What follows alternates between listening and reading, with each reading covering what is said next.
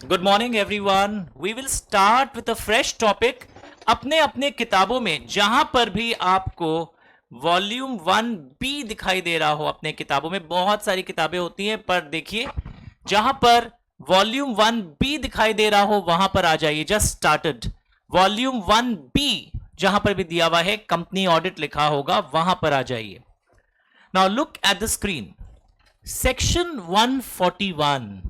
आप लोग कई बार पूछते हैं सर सेक्शन नंबर याद करना इंपॉर्टेंट है क्या? मैं बोलता हूं नहीं, इंपॉर्टेंट नहीं है, बट कुछ कुछ सेक्शन नंबर्स ऐसे होते हैं जो याद होने चाहिए। उन्हीं में से एक सेक्शन नंबर आज हो रहा है हमारे और आपके बीच में, दैट इज सेक्शन नंबर 141। आपने बचपन में एक टॉपिक सबने पढ़ा होगा, इंडियन कॉन्ट्रैक्ट एक्ट, और उसका एक सेक्शन सारे बैच को आता होगा, section 10, essential elements of a valid contract. याद है? वैसे ही जब आप ऑडिट पढ़ते हो ना, कंपनी ऑडिट, तो ये सेक्शन नंबर आपको ना आए ऐसा हो ही नहीं सकता। This is section number 141।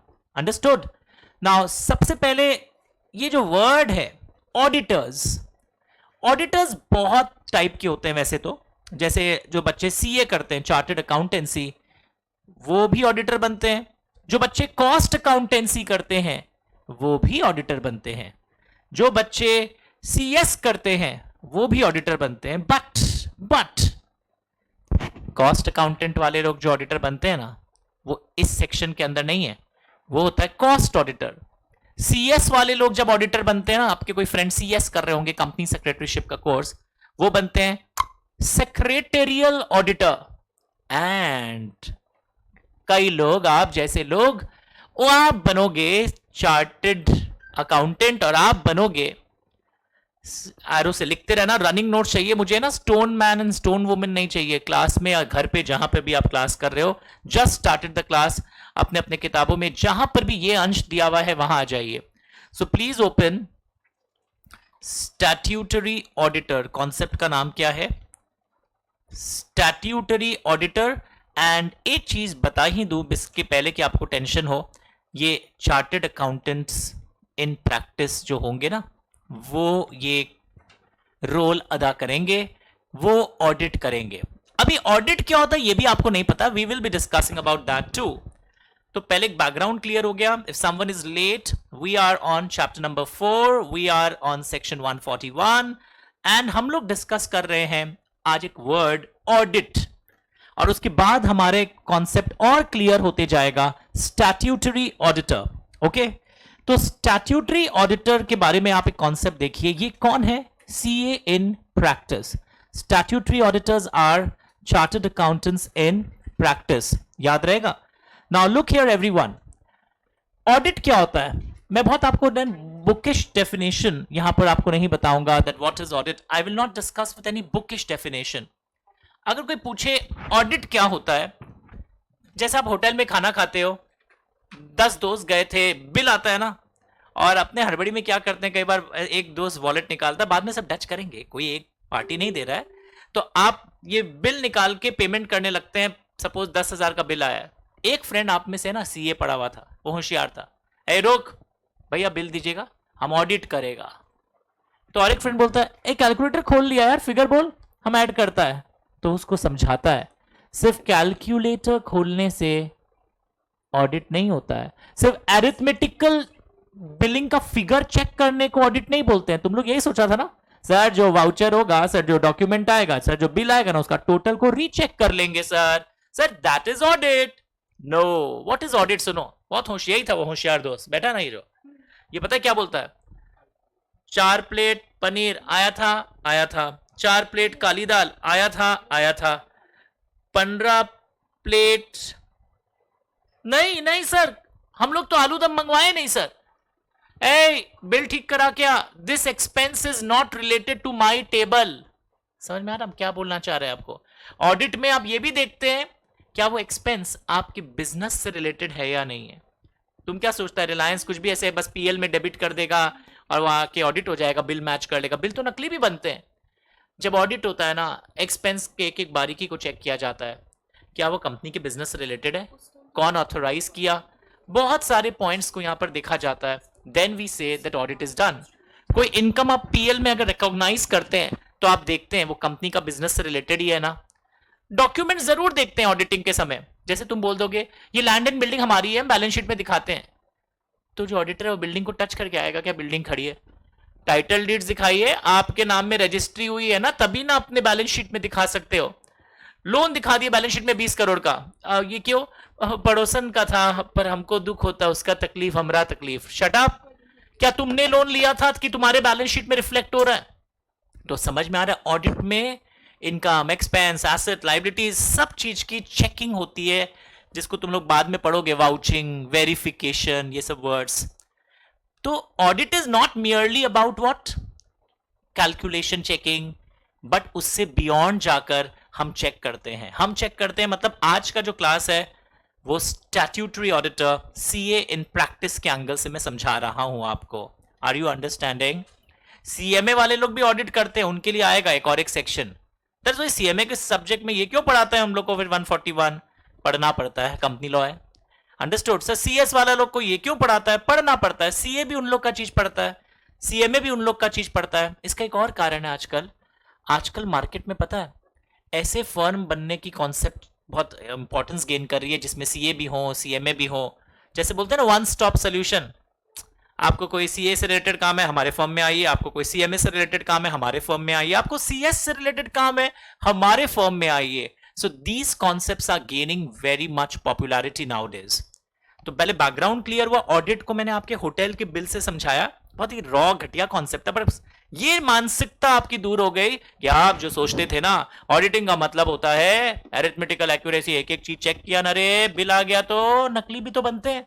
Travelling expense 15 lakh, कहां गए? स्विट्जरलैंड। आपका कोई फॉरेन बिजनेस है क्या? No sir, make in India, हम बाहर बिजनेस ही नहीं करते हैं। ये तो घूमने का समर वेकेशन का खर्चा था ना बच्चों का और आपका, वो सब चेप दिया अपने कंपनी के अकाउंट में, धर लिए गए। वो एक्सपेंस को ऑडिटर फिर लिखेगा अपने रिपोर्ट में कि personal expenses of directors were shown in the revenue account of the company. Are you understanding what is audit?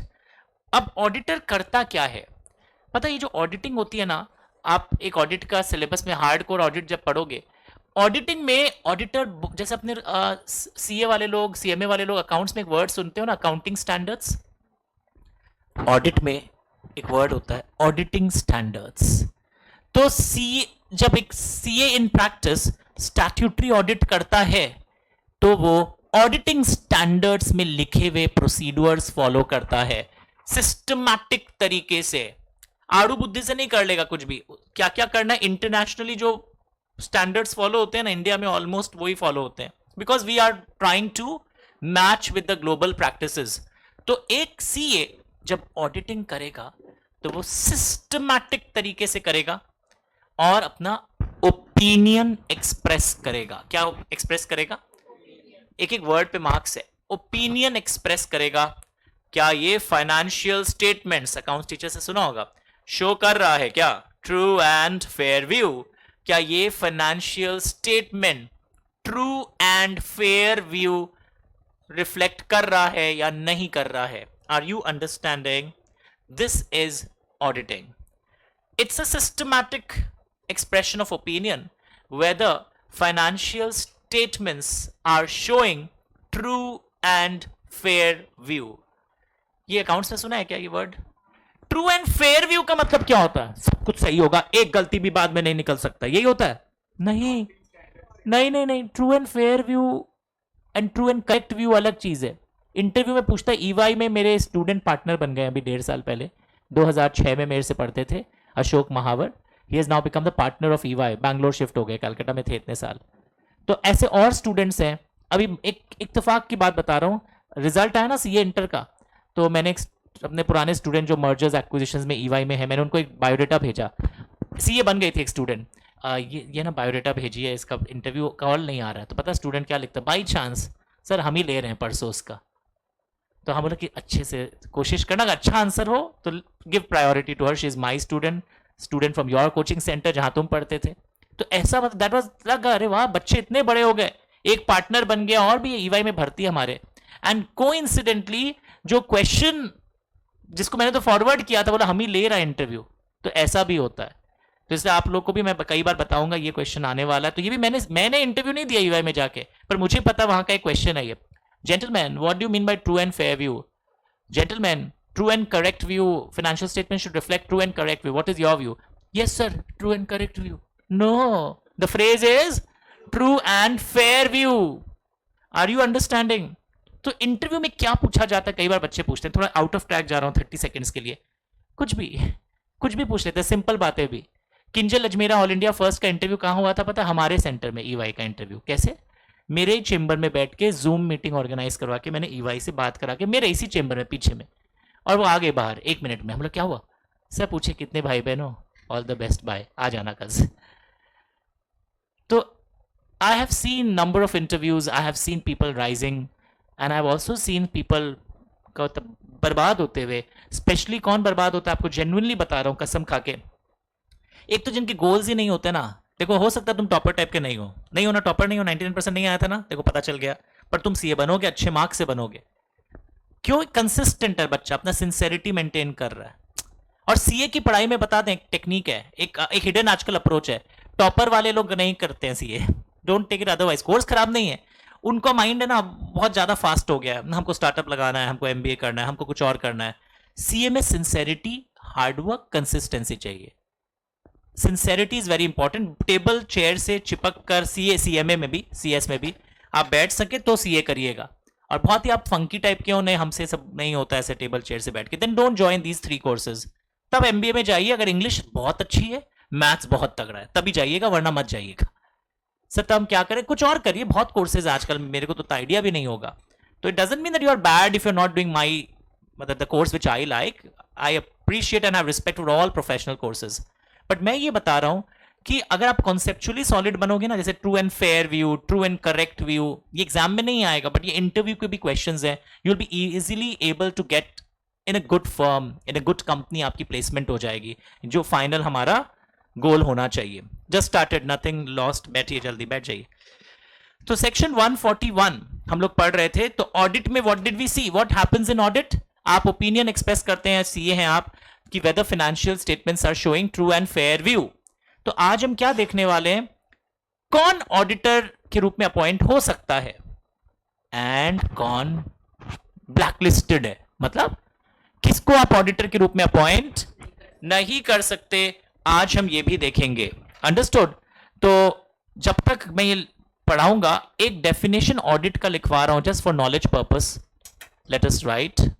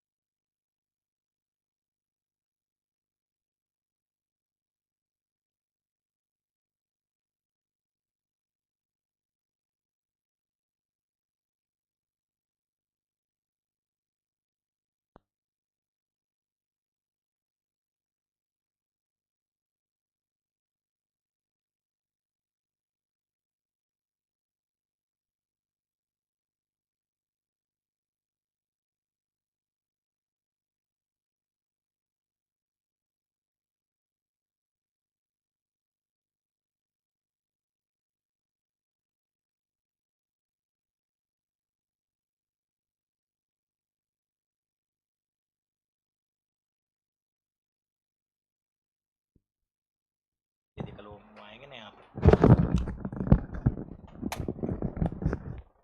जो हमने पढ़ा वही हमने यहाँ पर देखा है.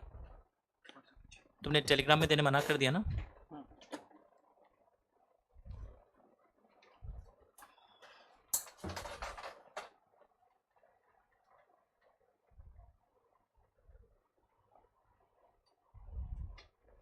देखिए मोहन जी कुछ बोल रहे हैं, बाहर जाके सुनिएगा, बाहर प्ले करिएगा प्लीज, फिर वापस ला दीजिए.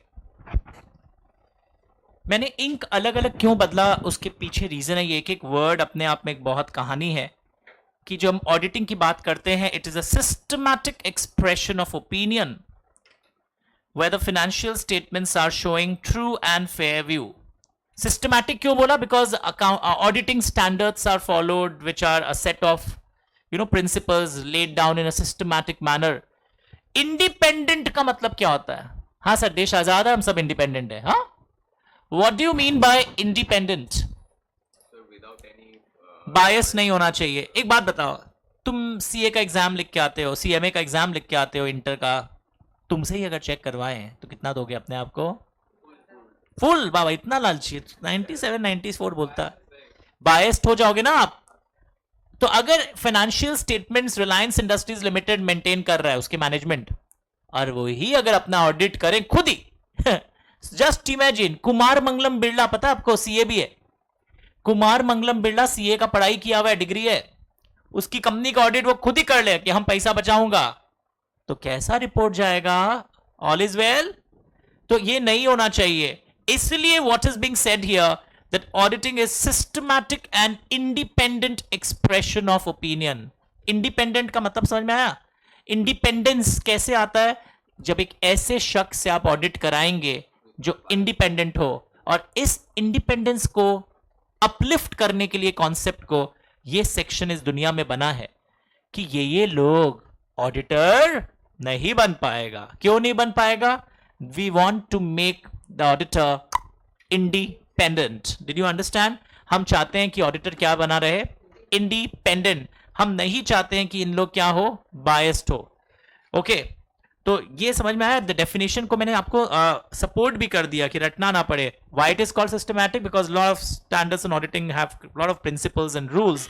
इंडिपेंडेंट क्यों? Sir, section 141 is one of such important support. Why do we say that auditor is giving independent opinion? अच्छा, पता है ऑडिटिंग होने के बाद भी कई बार निकलता है कि बहुत गड़बड़ी निकली। हाँ या ना? निकलता है ना कई बार। क्यों? तब ट्रू एंड फेयर व्यू के बारे में क्यों बोला? क्यों? क्योंकि एरो देके लिखना, दिस ओपिनियन इज, बहुत इंपॉर्टेंट कॉन्सेप्ट है, this opinion is not an absolute assurance कि कोई गलती नहीं रहेगा। ओ,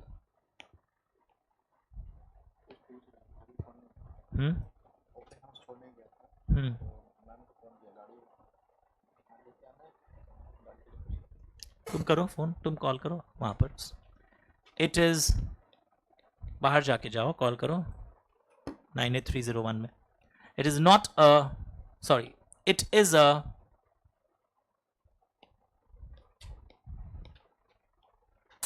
reasonable assurance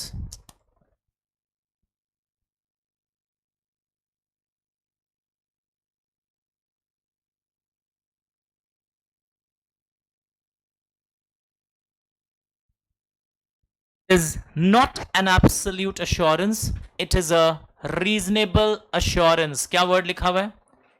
Reasonable assurance, that is high level of assurance.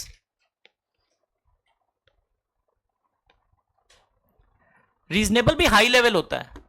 Sir ये तो लो लेवल हुआ ना, पूरा गारंटी नहीं है। ऐ सुन, अगर हम बोल देंगे रीजनेबल लेवल लो लेवल है, तो कोई ऑडिटेड फाइनेंशियल स्टेटमेंट्स पे रिलाई करेगा? अपने अकाउंट टीचर से भी सुना होगा, ऑडिट क्यों करवाया जाता है फाइनेंशियल स्टेटमेंट्स का? क्योंकि इन्वेस्टर्स को कॉन्फिडेंस आता है, यार सीए लोग ऑडिट किया है, सब सही होगा। अरे बैंकों को कॉन्फिडेंस आता है लोन देने के पहले, income tax authorities, government agencies, GST वालों को कॉन्फिडेंस आता है कि ऑडिटेड फाइनेंशियल स्टेटमेंट्स है। वर्कर्स एंड ट्रेड यूनियन को कॉन्फिडेंस आता है कि चलो ये ठीक ही है, तब हम उस हिसाब से अपना बार्गेनिंग करते हैं। यानी एक कंपनी में बहुत सारे स्टेक होल्डर्स हैं। You know what is stakeholder? हाँ sir, shareholder. No, stakeholder is a broader term. Shareholder, workers, creditors, government, इतने लोग इन्वॉल्व है कंपनी में। तो ऑडिटिंग का ये फायदा भी होता है सारे पार्टीज को, सबका अपना अपना फायदा है। मैंने इनकम टैक्स का एस्पेक्ट बताया, मैंने बैंकों का एस्पेक्ट बताया। सो ये जो ऑडिटिंग में ओपिनियन दी जा रही है ना, ये एब्सोल्यूट का मतलब क्या होता है पता है? 100% अश्योरेंस। तो ये नहीं होता है। क्यों नहीं होता पता है? क्योंकि ह्यूमन जजमेंट है, ऑडिटर से गलती हो सकती है। ऑडिटिंग में ना एक एक बिल चेक नहीं किए जाते। रिलायंस के 1 लाख बिल है, 1 लाख बिल नहीं चेक होंगे। सैम्पलिंग समझते हो? स्टेटिस्टिक्स में सुना होगा, एक सैंपल स्टडी करके ओपिनियन दिया जाता है। वो सब अभी डिटेल्स बाद में पढ़ोगे। तो एब्सोल्यूट अश्योरेंस क्यों नहीं है? Did you understand the word? बहुत सारे रीजंस और हैं, वो तो अलग चीज है। पर अभी मतलब वही, पर वो अपने बारे में थोड़ी बोलेगा हम फ्रॉड कर सकते हैं, तुम सोच के रिलाई करो, वो बात नहीं है। कि वो क्यों गलतियां हो जाती है? Because auditing is based on sampling, population को एक एक आइटम नहीं स्टडी किया जाता है। Reasonable assurance is also high level, absolute is very high level. Reasonable assurance का लेवल क्या होता है पता है? 70 to 90% एक्यूरेसी।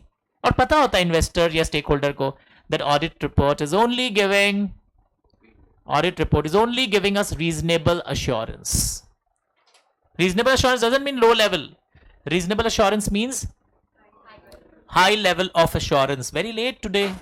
आइए जल्दी आइए, जल्दी आइए, जल्दी आया करिए, मैंने बोल दिया था ना, ग्रुप में भी लिख रहा हूं सुबह से. रीजनेबल अश्योरेंस बात हो गया. Reasonable assurance is also high level of assurance.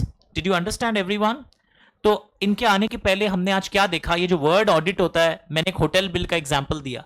उसके बाद मैंने आपको बिजनेस में ले गया, एक्सपेंसेस, इनकम, एसेट, लायबिलिटी. उसके बाद मैंने ऑडिट का एक डेफिनेशन लिखा. फिर डेफिनेशन के हर वर्ड को मैंने तोड़ तोड़ के एक्सप्लेन किया ताकि आपको समझ में आया आखिर ऑडिट क्या होता है.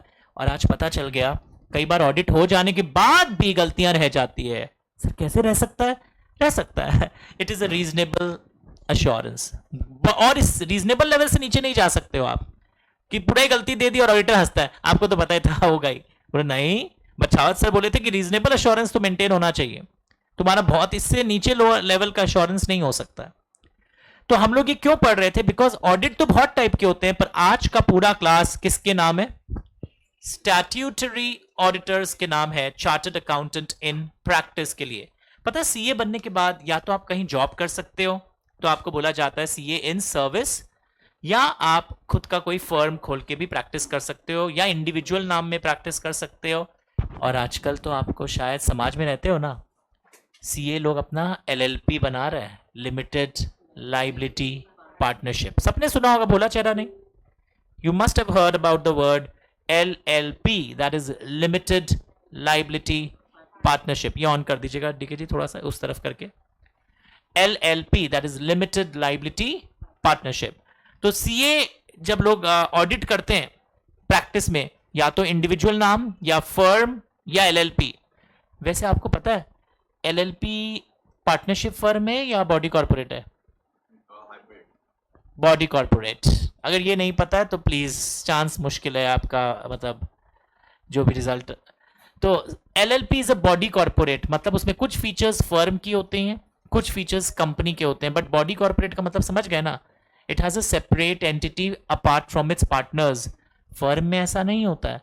फर्म में क्रेडिटर्स डायरेक्टली भी पैसा मांग सकते हैं पार्टनर्स से. तो did you understand we were talking about which word? Body corporate and LLP.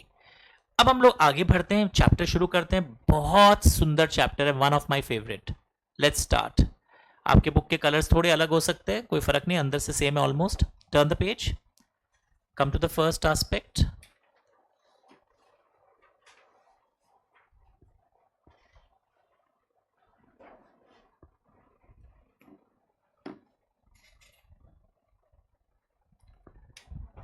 हाँ आप ये रहिएगा. नाउ सेक्शन नंबर बहुत फेमस होता है ये वाला, सारे सेक्शंस याद नहीं करने पड़ते. कॉपी भी खुला है ना आज लिखने का काम भी रहेगा, रेफरेंस वर्क भी. सेक्शन 141. ओके, सेक्शन 141 का सब सेक्शन 1 क्या बोलता है? बहुत सिंपल बात बोलता है. सेक्शन 141 का सब सेक्शन 1 एक सिंपल सा बात बोलता है. व्हाट सिंपल बात? पढ़ के देखें मिलके. A person shall be eligible for appointment as auditor only if he is a chartered accountant. क्योंकि आज हम किस ऑडिट की बात कर रहे हैं? फाइनेंशियल स्टेटमेंट का जो ऑडिट होता है वो सीएस या सीएमए नहीं करता है. तो सीएमए करता क्या है सर? मेरा फ्रेंड सीएमए कर रहा है, वो कॉस्ट ऑडिट करता है. पढ़ाऊंगा आपको उसके बारे में. तो क्या लिखा हुआ है? Only if he is a chartered accountant. Language मिला? Next point. अच्छा, वो भी कैसा सी होना चाहिए मैंने बताया आपको. इन प्रैक्टिस, सीओपी समझते हो? सीओपी, सर्टिफिकेट ऑफ प्रैक्टिस होना चाहिए उसके पास. जैसे मैं स्टैट्यूटरी ऑडिटर के रूप में अपॉइंट नहीं हो सकता. बताओ क्यों? I am not a practising CA. Thank God. एक बैच का एक बच्चा पता है क्या बोल दिया? आप टीचर, आप सीए ही नहीं है.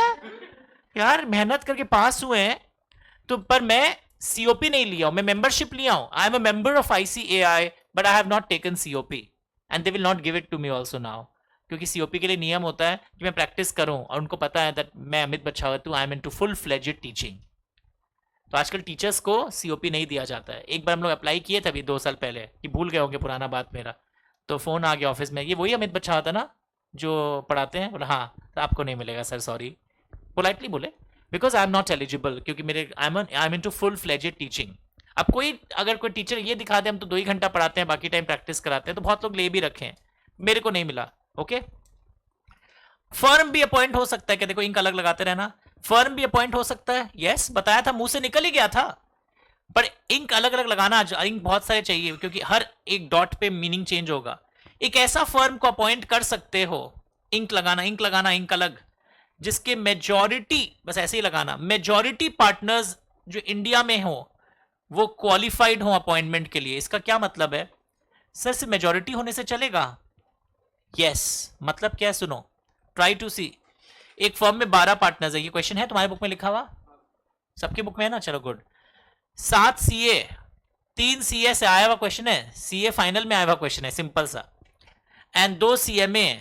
मैंने बोला ना आजकल वो चल रहा है one stop solution multi disciplinary firm, तो क्या ये फर्म को आप अपॉइंट कर सकते हैं एज एन ऑडिटर? काउंट करके बताइए, फिगर पढ़ के बताइए। यू कैन अपॉइंट, पर मार्क्स यस पे नहीं मिलेगा। मार्क्स क्या है language? A firm where majority partners practising in India are qualified for appointment. तो यहां पर आप क्या देख रहे हो, 12 में से 7 majority partners practising in India मज्यूम कर रहे हैं कि कर रहे हैं प्रैक्टिस, तो सब जगह डॉट लगाने की जगह मेजॉरिटी इन इंडिया। तो एक ऐसे फर्म को आप अपॉइंट कर सकते हैं as auditor, a firm where majority of the partners practising in India are qualified for appointment. Is it eligible? Yes, पर यस पे मार्क्स नहीं है। एग्जाम में कौन सा लाइन चाहिए? अ फर्म, मेरे साथ साथ लिपसिंग कर लेना, a firm where majority of the partners practising in India are qualified for appointment. जो घर से भी कर रहे हैं कोई हर्जा नहीं है, if you are doing properly it's okay, पर कभी कभी आ जाना चाहिए से 15-20 दिन में, तो ये कनेक्ट बना रहता है टीचर से।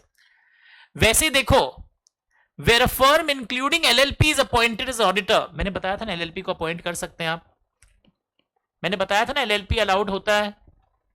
ओनली द पार्टनर्स, साइनिंग कौन करेगा? वेरी इंटरेस्टिंग, ये बहुत अच्छा चीज है। Who will sign?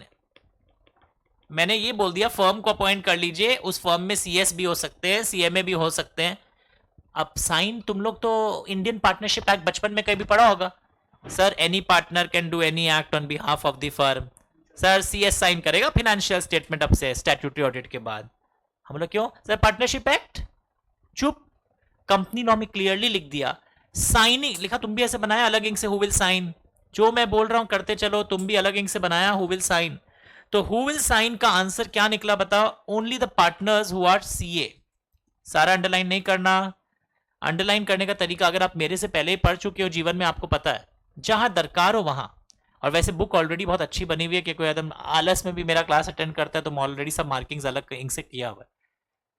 तो मैंने उसी एंगल से कि आजकल 95% लोग घर से क्लास करते हैं, तो I wanted to design the lecture कि थोड़ा आलसी बच्चा होगा तो भी वीडियो क्लास लेके फायदा हो जाए, बिकॉज कुछ मेहनत ही नहीं करना है, कलर भी भरा हुआ है, पर फिर भी कुछ कुछ यहां पे भी यूज करवा रहा हूं। हु विल साइन लिखा अपने हाथों से, अगर तुम ये लिख देगा any partner can sign, all partners can sign, any partner who is a chartered accountant, CA लिखने से भी मार्क्स कटेगा, चार्टर्ड अकाउंटेंट पूरा लिखना पड़ेगा।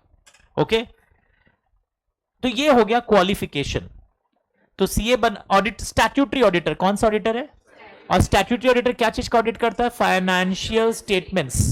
एकदम ब्रॉडली कॉन्सेप्ट क्लियर है कि ऑडिटिंग ब्रॉडली क्या है। ऑडिट तो बहुत प्रकार के होते हैं, टैक्स ऑडिट भी होता है, बड़े हो जाओगे तो और नाम सुनोगे, propriety audit, environment audit, efficiency audit, performance audit, social audit, forensic audit, बहुत सारा वर्ड सुनोगे। पर अभी हमारा डिस्कशन आज चल रहा है फाइनेंशियल स्टेटमेंट का ऑडिट, जो कि बहुत इंपॉर्टेंट पार्ट होता है। हर कंपनी को ऑडिटेड फाइनेंशियल स्टेटमेंट्स आरओसी को फाइल करने पड़ते हैं। सुना है कभी आपने अकाउंट्स टीचर से? Within 30 days from the date of annual general meeting, AGM के 30 डेज के अंदर आपको अपना ऑडिटेड फाइनेंशियल स्टेटमेंट जमा देना ही पड़ेगा। तो कौन ऑडिटर बन सकता है? Sir a chartered accountant in practice. He can be individual, मेरे साथ साथ he can be a firm, he can be an Indian LLP, एक Indian LLP भी हो सकता है, yes or no? But who can sign? Only a partner who is a CA and partner भी होना चाहिए। एक बार एग्जाम में क्या हुआ पता है? फर्म में एक सीनियर मैनेजर को, पार्टनर वर्ड नहीं लिखा, सीनियर मैनेजर 40 साल से काम कर रहे हैं, very experienced, he is a CA, वो साइन कर दिए। तो सबका ध्यान क्या हुआ पता है? एडजेक्टिव्स पे चला गया, सीनियर, वेरी एक्सपीरियंस, एक और लिख दिया, ऑल इंडिया फर्स्ट। अच्छा है, कर सकता है। अरे कुछ नहीं कर पाएगा, वो पार्टनर है क्या? तो इसे तुम लोग को वर्ड्स को तोड़कर जोड़ना सिखा रहा है, that whenever you are reading try to split the words. Okay, इस तरह अगर मेंटेन रहेगा ना दिखेगा, तो अगर आप नहीं मेंटेन कर रहे हो तो प्रॉब्लम में आओगे। नीचे गिरो, अब मेन कहानी शुरू होती है। 141 ब्रैकेट वाले चीज को बोलते हैं यहां पर सब सेक्शन 3। अब वो लिस्ट आ गई, कौन सी लिस्ट? कौन सा लिस्ट शुरू हो गया, बताओ जल्दी से। डिसक्वालिफाइड, कौन कौन नहीं बन सकता है ऑडिटर, इंग्लिश में बोलते हैं ब्लैकलिस्टेड। कौन कौन ऑडिटर नहीं बन सकता है? ओके, थोड़ा सा ब्राइटनेस बढ़ाइएगा हल्का सा, and can you lift me up थोड़ा सा, फैकल्टी को थोड़ा सा बैठने, हाँ अच्छा, थोड़ा सा। Who can not become an auditor, disqualified का मतलब नहीं बन सकते। तो हम आपको है ना फुल पेज करना, रीडिंग टाइम दे रहे हैं आप, ए बी सी डी का पॉइंट 1 तक, यहां तक पूरा पढ़िए, एक बार रीड करिए, ताकि हम जब आपकी पहले सोच देखना चाहते हैं। And I have change some ink, तो तुमको अगर दरकार लगे तुम भी चेंज कर देना।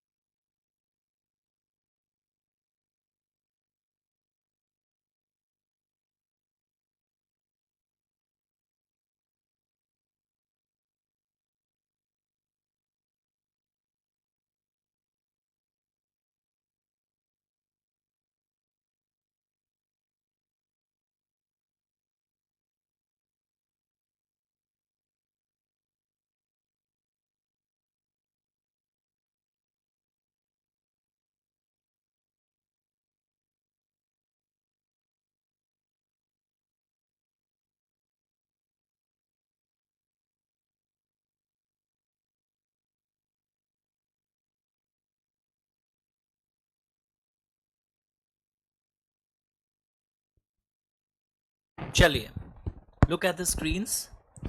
कौन कौन नहीं बन सकता है एज एन ऑडिटर? एक पॉइंट ए लिखा हुआ है, body corporate. Oh, body corporate can not become, लड़का चिल्लाया, सर सर सर गलत बात है, आप बोले थे एलएलपी बन सकता है, आप क्या बोल दिए? आवाज नीचे। आगे क्या लिखा है? Other than LLP registered under the LLP act 2008। तुम्हारा ध्यान नहीं है, जल्दी बताओ, क्या एक फर्म बन सकता है ऑडिटर के रूप में? जल्दी बताओ। फर्म बन सकता है ऑडिटर के रूप में? नहीं बन सकता। इंडिविजुअल बन सकता है?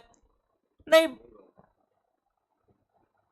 अरे फर्म तो बन ही सकता है, इंडिविजुअल भी बन ही सकता है, तो क्वालिफाइड वाला लिस्ट पूछ लिया मैंने।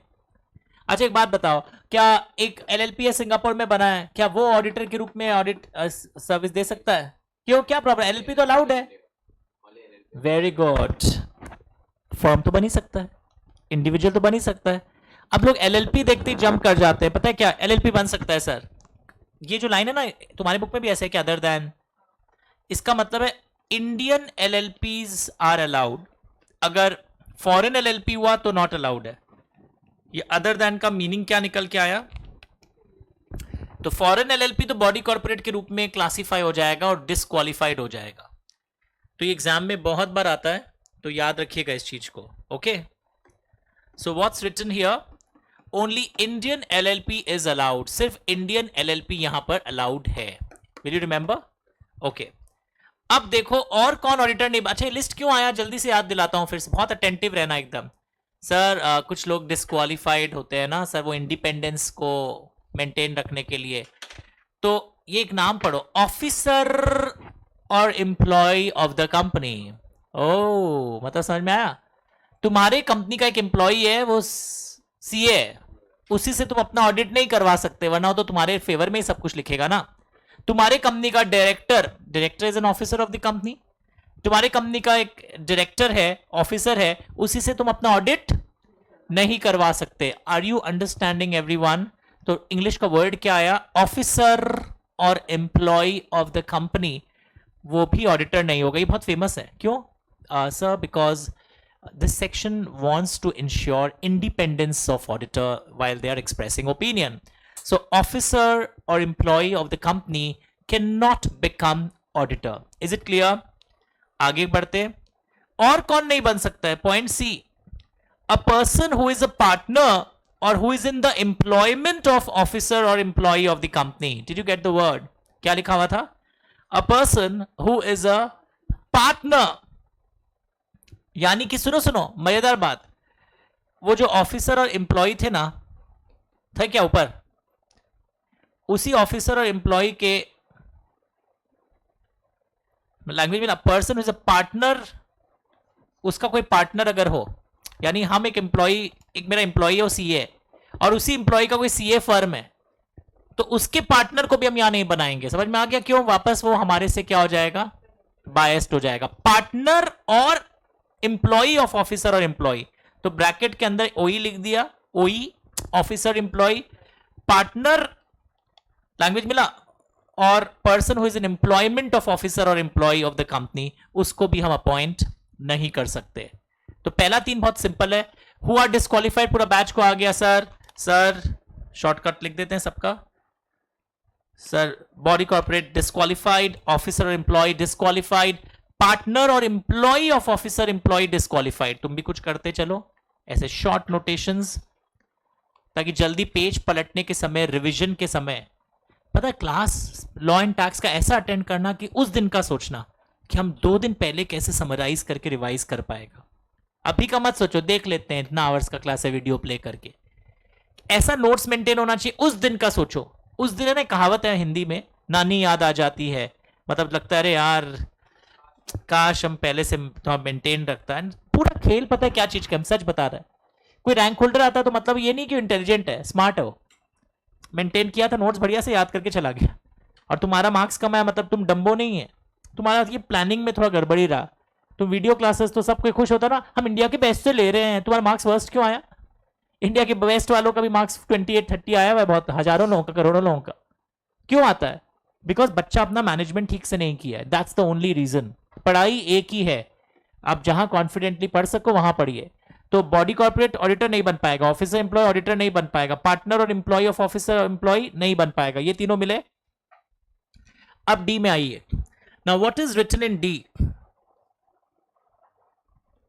यानी कि आप सपोज एक ऑफिसर हैं कंपनी के, यानी आप एक डायरेक्टर हैं हमारे कंपनी में। Amit Bachhawat is director in x limited. Amit Bachhawat is also a CA. तो मेरा है ना, मेरे फ्रेंड के साथ एक सीए फर्म भी है। बात समझो, अमित बच्छावत एक सीए फर्म में पार्टनर भी है। अमित बच्छावत यहां का डायरेक्टर एक्स लिमिटेड का, और अमित बच्छावत एक सीए फर्म में पार्टनर भी है। उस फर्म के कोई दूसरे पार्टनर भी एक्स लिमिटेड का ऑडिट नहीं करेंगे, क्योंकि फिर वो माना जाएगा कि एक हिसाब से वो ऑफिसर ही कर रहा है, क्योंकि वो तो उस ऑफिसर के इशारों पे नाचेगा, क्योंकि वो ऑफिसर का क्या है? पार्टनर। या उसी तरह उस ऑफिसर के अंदर कोई नौकरी करता हो, हम डायरेक्टर अमित बच्छावत, मेरा एक फर्म भी है, और उस फर्म के जो दूसरे एम्प्लॉयज ये हैं उनको ही हम यहाँ पे काम पे लगवा दें, वो भी नहीं चलेगा। Okay everyone? सो पार्टनर और एम्प्लॉय ब्रैकेट किया आपने, ऑफिसर एम्प्लॉय वो भी ऑडिटर नहीं बन सकते। Now what is point D talking about? Point D क्या बोल रहा है? ये मैं वापस बोल रहा हूं जो लोग घर पर हैं, did you note like this, ताकि दूर से फ्लैश करेगा पॉइंट्स। इंडियन एलएलपी अलाउड लिखा। अब आइए पॉइंट डी पर। What is point D talking about? Point D देखो, सब कोई कॉपी मत करना एक बार। पॉइंट डी यहां से शुरू हो रहा है, और डी के अंदर कितने क्लॉजेज हैं? नहीं, 1 ऐसे बनाओ तुम भी, 2 3। स्ट्रक्चर पहले क्लियर होना चाहिए। डी एक मेन हेडिंग है, डी के अंदर 1 2 3 आया है। ओ बाबा, यानी section 141 sub section 3 clause D. समझ में आ रहा है? उतना नंबर याद करने का दरकार नहीं है, फिर भी याद हो जाता है धीरे धीरे पढ़ते पढ़ते। पर तुम्हारे माइंड में पता है क्या आता है? जैसे मैथ्स का एग्जाम दे के आते तो कई बार बात नहीं करते थे, अरे ये एमएल अग्रवाल से आया, आरएस अग्रवाल का तुम देखा था यार, नया एडिशन में यहाँ पे था नीचे में। तो वैसे तुमको 141 खोलते एग्जाम में पता क्या याद आता है? अरे सर वो दिखाए थे ना, डी एक फ्लोरेसेंट इंक से किए तो उसके अंदर 3 पॉइंट्स था। तो what is the main opening point? आप या आपके कोई रिलेटिव, मैं रिलेटिव का मीनिंग बताऊंगा, बहुत सुंदर मीनिंग है, या आपके कोई पार्टनर, 3 लोग के ऊपर है ना चक्रव्यूह रचा है। आप ऑडिटर बनना चाहते हो, हाँ बनना चाहते हैं सर, आप ऑडिटर बनना चाहते हो और आपके पास कंपनी का shares, bonds, debentures, convertible bonds, convertible debentures, ये सब रखे हो, कंपनी का डेरिवेटिव्स रखे हो, फ्यूचर फॉरवर्ड्स बोलते हैं एफएम टीचर लोग। आप कंपनी का कोई भी सिक्योरिटी अगर रखे हो, या कंपनी के होल्डिंग कंपनी का, कंपनी के सब्सिडरी कंपनी का, कंपनी के एसोसिएट कंपनी का, अगर आप कुछ भी रखे हो, तो आप ऑडिटर नहीं बन पाओगे। अगर आप कोई भी टाइप का सिक्योरिटी रखे हो, अगर आप कोई भी टाइप का सिक्योरिटी रखे हो कंपनी का, नहीं रखे है कंपनी का, हम उसका रख लिए, किसका, होल्डिंग कंपनी का, हम उसका रख लिए सब्सिडरी कंपनी का, तो भी श्राप है तुमको। कौन कौन फंस गया? तुम अगर अपने कंपनी का शेयर, बॉन्ड, डिबेंचर्स होल्ड करते हो ना, सब थोड़ा सा ही किए हैं, 100 रुपए का शेयर, तो भी फंस गए। तो तुम अपने कंपनी का ऑडिट, सर हम अपना नहीं किए हैं, हमारा एक है ना वो है associate company. I am assuming you have done in law class what is holding company, subsidiary company, associate company, otherwise मेरा कोई इसमें जिम्मेदारी नहीं है। इसीलिए बोलते हैं कंपनी ऑडिट की क्लास उन्हीं को करना चाहिए जो डेफिनेशंस के क्लास के बारे में जानता हो, what is company, what is type of company. तो डिड यू अंडरस्टैंड? अगर तुम मेरे यहां नहीं होल्ड किए हो, तुम कहां होल्ड किए हो? होल्डिंग, सब्सिडरी, एसोसिएट, या उसी होल्डिंग कंपनी के कोई दूसरे सब्सिडरीज में किए हो, तो तुम ऑडिटर नहीं बन सकते। ओ, कितना भी रुपया का करने से नहीं बन सकते। सर हम नहीं किया है, सर मेरा भाई है ना वो होल्ड कर लिया है, तुम ऑडिटर है? सर हम नहीं किए, मेरा भाई होल्ड कर लिया, नहीं बन पाओगे। सर हम नहीं किया, मेरा कोई भी रिलेटिव भी होल्ड नहीं किया है सर, सर मेरा भतीजा होल्ड करता है, ब्रदर, सन, नेफ्यू, मेरा भाई का बेटा, क्या बोलोगे, भतीजा बोलते हो ना, या जो भी बोलते हो बंगाली या जिस भी भाषा में। सर मेरा मामा होल्ड करता है, मेरा कंस मामा है, वो होल्ड करता है। बताइए, मामा और भतीजा होल्ड करता है सिक्योरिटी इन सब्सिडरी कंपनी, तो आप फंसोगे। मामा और भतीजा रिलेटिव नहीं है कंपनी लॉ में, ये बहुत फेमस क्वेश्चन है। रिलेटिव तुम जो सोचते हो ना, रिलेटिव, जैसे ये बच्चा बोल रहा है सर वो हमारी है साली यादी करवा ली है, बच्चा हाँ सर हमारी साली होल्ड कर रही, सिस्टर इन लॉ होल्ड कर रही है शेयर्स, रिलेटिव नहीं है तुम्हारी। ये तो एक्साइटेड हो गया, नहीं हमारा अलग ही है उनसे, नहीं है तुम्हारी कोई, मतलब कंपनी लॉ में वो तुम्हारी रिलेटिव नहीं है। तो लिस्ट में बताऊंगा लास्ट में, पर अभी आपको कुछ कुछ ये भी एंगल देखना पड़ेगा कि जो रिलेटिव वर्ड तुम सोच रहे हो, इसके तो ईशान के तो एग्जाम में आ गया, Ishan is holding, example, Ishan is holding shares, his girlfriend is holding shares in the subsidiary company. Can he become auditor in the holding company? ये बोल दिया, no, I can't become, she is my relative. है? कोई relation नहीं है। नहीं sir, she means the world to me. हम WhatsApp किए कल ही उसको, वो 8 चीज का कार्ड, व्हाट्सएप, स्नैपचैट, क्या क्या चैट होता है ना, वो सब तुम जो भी भेजा हो, she is not a relative. नहीं सर हम लोग का लिव इन रिलेशनशिप है, चुप, रिलेटिव नहीं है। Did you understand? तो रिलेटिव को पहले आप, इनकम टैक्स टीचर है ना, रिलेटिव का डेफिनेशन बहुत बड़ा कर देते हैं, हम लोग है ना थोड़े से नैरो हैं, पतले हैं हम लोग, तो यहाँ पर कॉन्सेप्ट छोटा है, लिस्ट आया हुआ है, वो उसके अनुसार पहले आपको रिलेटिव है या नहीं है वो चेक करना है। तो आप या आपके रिलेटिव, सर हम कुछ नहीं किया, मेरा पार्टनर है ना वो होल्ड कर रहा है, तो भी तुम फंस जाओगे। तो 3 लोग कौन कौन से? अ पर्सन और हिज रिलेटिव, और माइंड में क्या घूमेगा, सर वो रिलेटिव सर जो बताया ना वो वाला होना चाहिए, चेक कर लेंगे।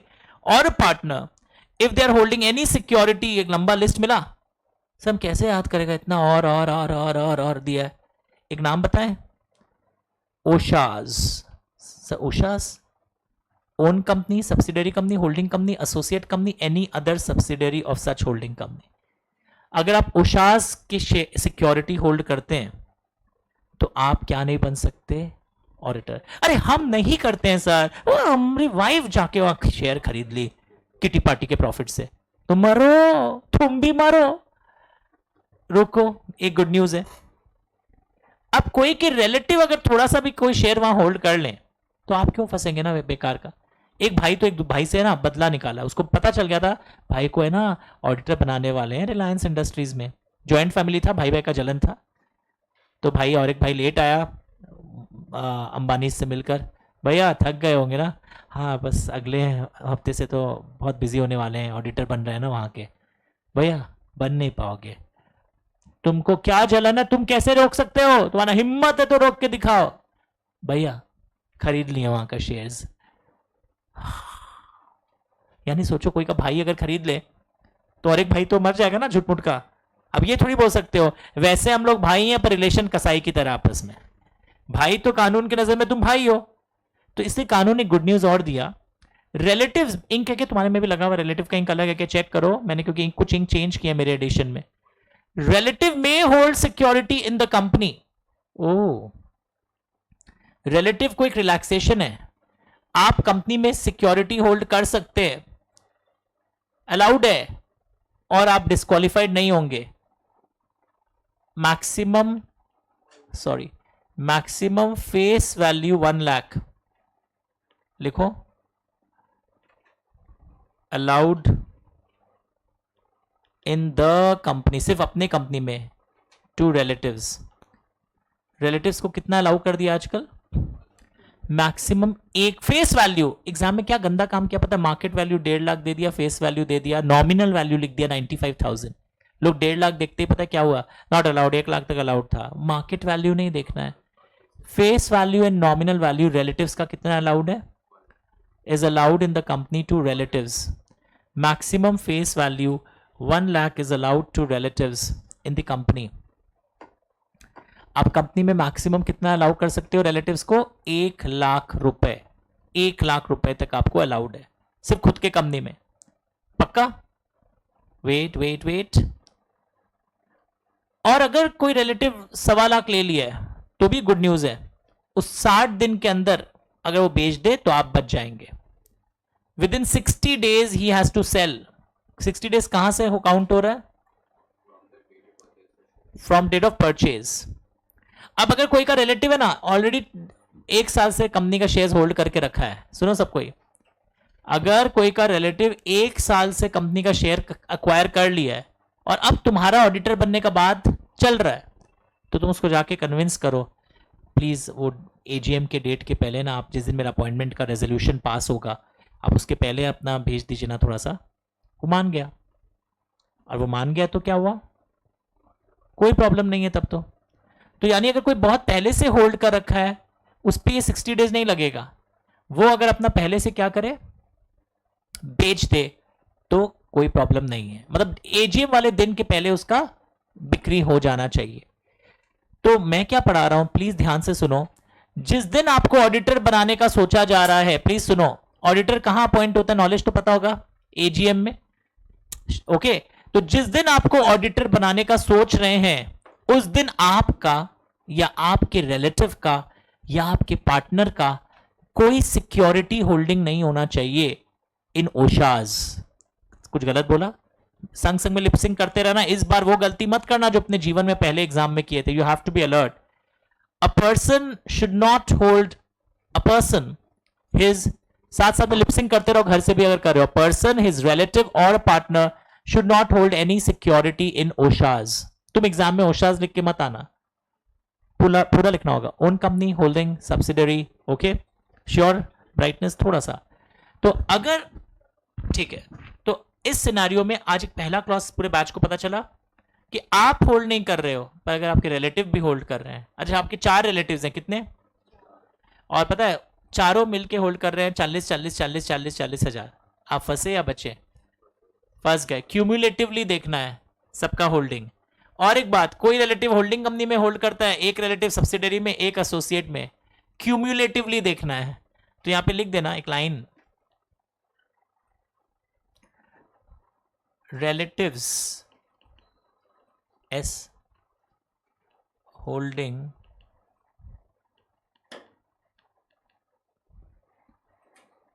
या पर्सन भी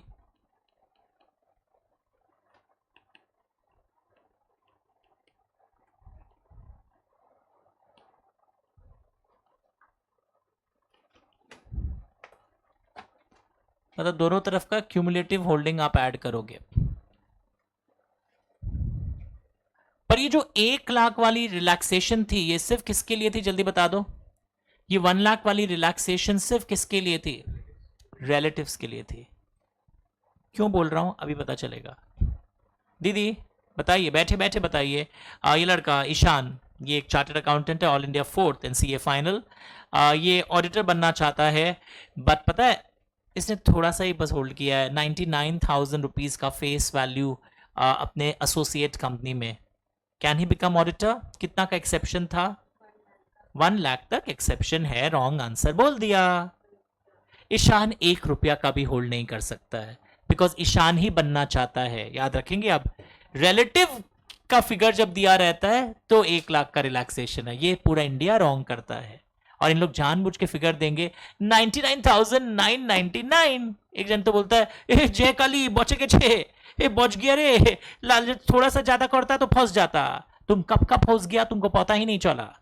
इन बंगाली तुम वाई, बिकॉज यहां पे आप क्या देखिए पता है, 1 लाख तक अलाउड है। किसको अलाउड था 1 lakh? Are you understanding? Relatives की शेयर होल्डिंग अगर 1 लाख तक होती तो आपको रिलैक्सेशन मिल जाता, पर अगर आपकी होल्डिंग है आप तो 1 रुपया भी होल्ड करेंगे ना। Equity shares, bonds, debentures, derivative instruments, FM teachers सिखाएंगे आपको, फाइनेंशियल मैनेजमेंट के टीचर्स। तो आप ऑडिटर नहीं बन सकते। सर हम नहीं कर रहा है, हमारा पार्टनर कर रहा है 99,000 फेस वैल्यू, तो भी आप नहीं बन सकते। सर था ना आपके बुक में 1 लाख तक अलाउड है, रिलेटिव्स के लिए अलाउड है। पक्का? यहां पे एक लाइन लिखना, 49 to 52 मिनट्स में ये वाला अंश को रिवाइज कराया मैंने वापस, क्योंकि होगा ये प्रॉब्लम। तो मैंने ये भी आपको टेक्निक सिखाते जा रहा हूं ना। आपको जब लगे कि थोड़ा ट्रिकी है, सर बहुत यहाँ पे वो कर रहा है, तो आपको उसका मिनट्स लिखना चाहिए। सेक्शन 141 क्लास 1 49 to 52 मिनट्स में ये वाला अंश हुआ है। मैं टेक्निक अभी सिखा दे रहा हूं, पर आपको याद रखना पड़ेगा भविष्य के लिए भी, टैक्स क्लासेस में भी। 49 to 52 में यहाँ पे कुछ पंच हुआ है कि आपको वापस कभी रिकॉल करने की आवश्यकता पड़ेगी अगर आप एवरेज स्टूडेंट है मेरी तरह।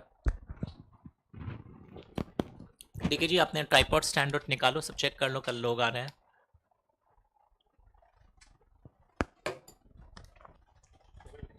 हम्म, 11 बजे। So did you understand everyone? Very interesting discussion.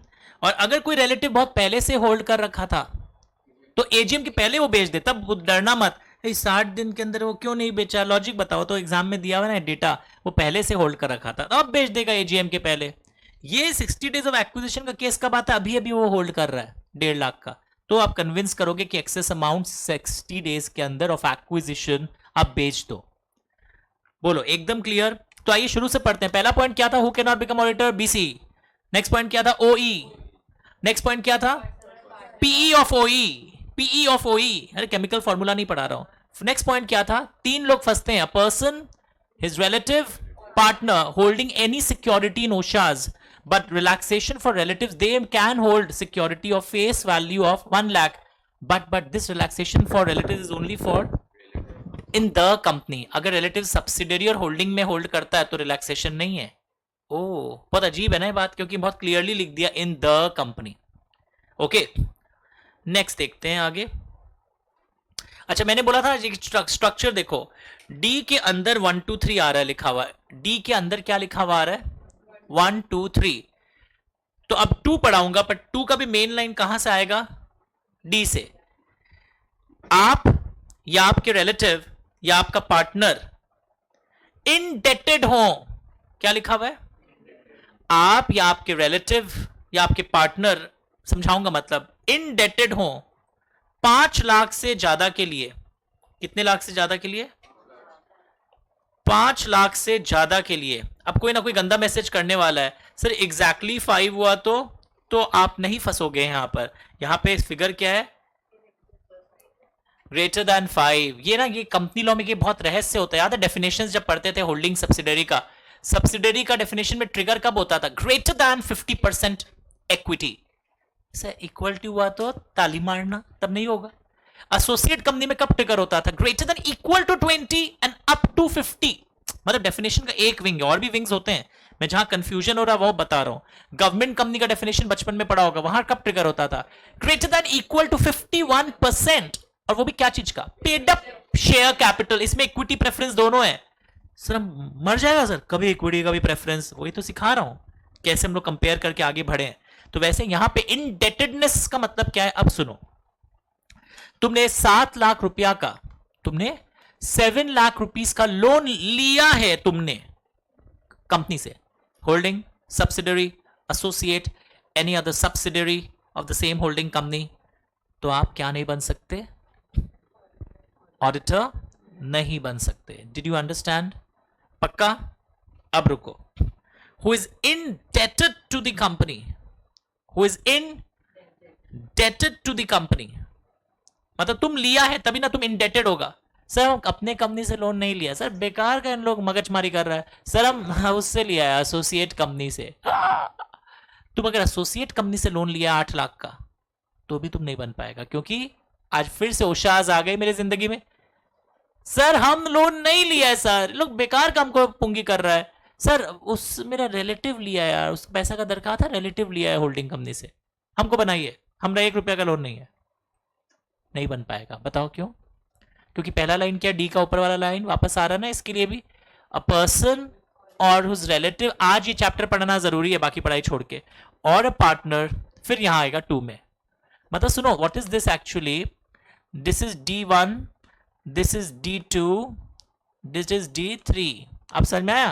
तो डी का लाइन सबके लिए कॉमन होगा ना, यानी सेक्शन 141 सबसेक्शन 3 क्लॉज डी का ये सारे लाइंस इनके लिए कॉमन होंगे ना, कि आप अगर इंडेटेड हैं, ग्रेटर देन 5 का एरो भी नहीं बनाया होगा, कई लोग जिद्दी होता है ना, I will study in my fashion, I got 98 in boards.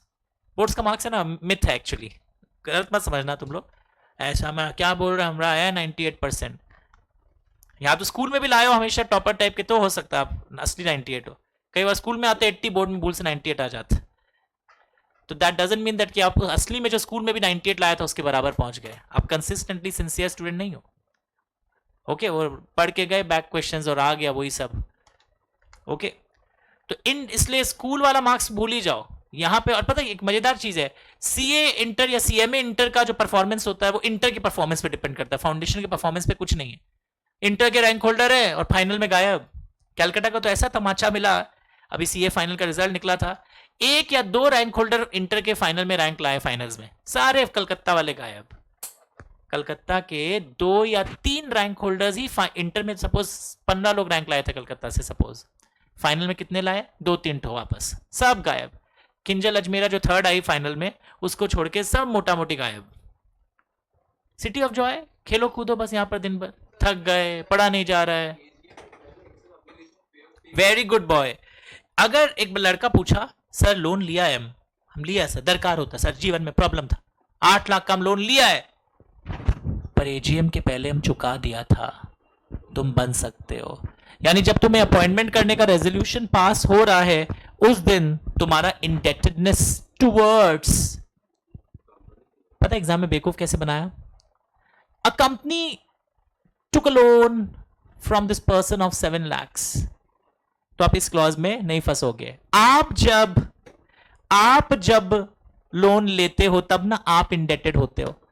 तुम लोग तो बस इंडेटेड और figure of more than 5 lakh देखते हैं। आक्रमण, कौन किससे ले रहा है आप समझ रहे हो? अ पर्सन, नेक्स्ट बात बताओ, और हिज रिलेटिव्स, डेवलप करना होगा साथ में। कई लोग घर से बैठ रहे हैं पर आ नहीं रहे हैं सेंटर पे। और partner, when they are indebted towards OSHAS, then he cannot become auditor। मजेदार था ना, बहुत ट्रिकी है ये। ग्रेटर देन 5 lakhs का पूरा नोट्स मेंटेन किया, ये इजी नहीं है, मैं सच बता रहा हूं। तुमको इजी लग रहा है, बहुत स्पून फीडिंग हो रहा है, बहुत अच्छे से पूरा यहाँ पे इम्प्लांट कर दिया कॉन्सेप्ट्स। पक्का? नंदी जी गए, पूछ लीजिए। D3 का पहला लाइन कहाँ है? अरे वही वाला लाइन, अ पर्सन, मेरे साथ साथ बोलो, और हिज रिलेटिव और पार्टनर, वो लोन नहीं लिए पर मार्केट में ना होशियारी लगाया है, उसको लोन दो, उसको लोन दो, हमरा गारंटी है 1.5 लाख रुपया हमरे से ले लेना, वो नहीं दे तो। ओ, उसको लोन दो, हम तुमको कोई सिक्योरिटी देते हैं, वो नहीं देगा तो मेरा सिक्योरिटी तुम बेच देना। यानी तुम लोन ले नहीं रहे हो, तुम दूसरों के लोन के लिए गारंटी या सिक्योरिटी प्रोवाइड कर रहे हो।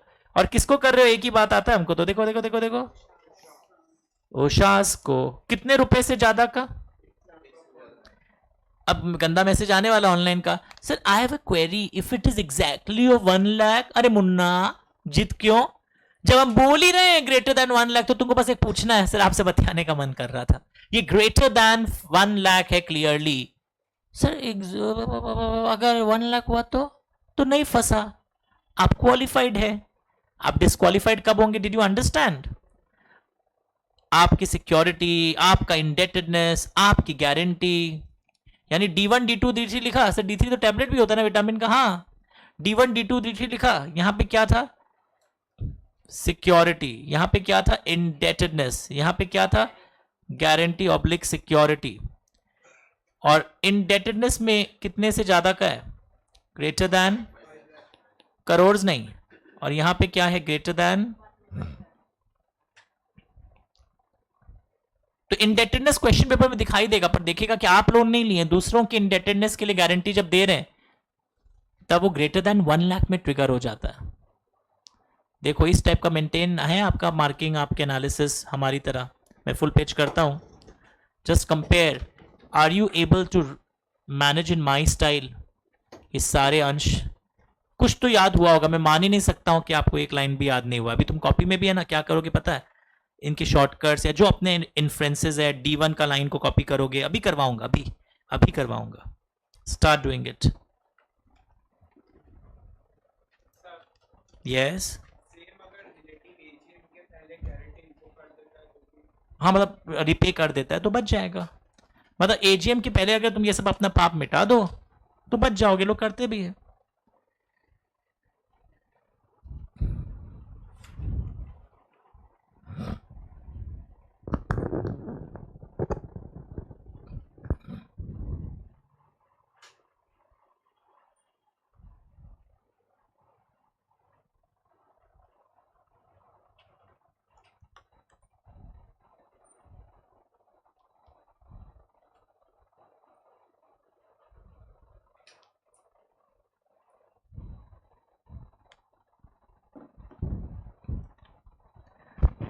माइंड में सेट करो, अभी लिखवाऊंगा अभी बाद में। चलिए आगे चलते हैं। तो ये D1 D2 D3 क्लियर हुआ क्या पूरा बैच का? बताओ मुझे। ओके, अब हम लोग जैसे यहां जाएंगे, वेट एक बार इधर आओ बच्चा लोग। अच्छा रुको रुको रुको, अभी रुको, एक सेकेंड। तुम आइटम नंबर क्वेश्चन 1 से 8 है ना तुम्हारे पास भी? इंक अलग होगा और वही है, एक पेज बाद ही, एक पेज बाद ही है, 2 पेज बाद होगा, बस वही है, नीचे की तरफ मिला। बहुत सारे क्वेश्चंस दिख रहे हैं। तुम लोग के पेज नंबर क्या है जल्दी बताओ? कोई के 29, कोई के 33। हम नया में थोड़ा कलर्स चेंज कर दिए बस थोड़ा सा। चलो 1 से 8 ईमानदारी से अपना येस नो निकालो, अभी हम करवाएंगे। चलो नॉलेज चेक हो जाएगा आज।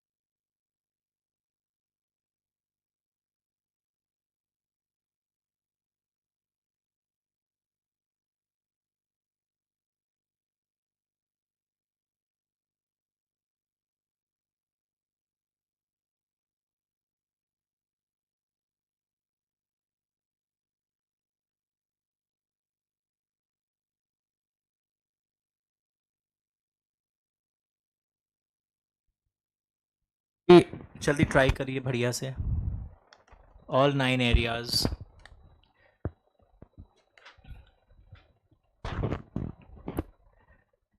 eight areas, sorry. X is holding equity shares in the company for 95,000. Can he become auditor? No. अरे यार वो 1 लाख, तुम्हें अपने डायलॉग बोलो, 1 लाख हमारा जिंदगी खराब कर देता है, वो 1 लाख दिलाता है मेरे को, लात, क्योंकि तुमको 95,000 देखते वाला उठा ना 1 लाख तक। नहीं यार, इसके लिए कोई छूट नहीं है। Relative is holding debenture for 1,15,000। Auditor अगर बनाना चाहते हो तो उसको 60 दिन के अंदर वो एक्सेस होल्डिंग बेचना पड़ेगा, और रिलेटिव्स को अलाउड होता है अप टू 1 लाख, वो वाला लाइंस लिखना पड़ेंगे आपको, तब हो सकता है अगर वो बेच दे तो।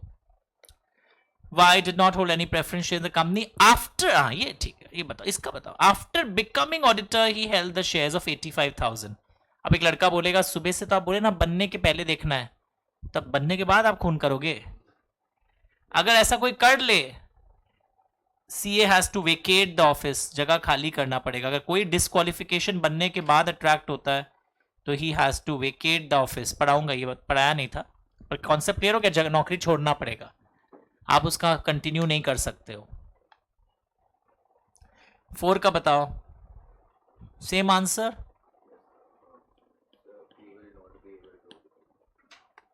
मतलब रिलेटिव को या तो बेच दे 60 दिन के अंदर, वरना फिर खाली करिए।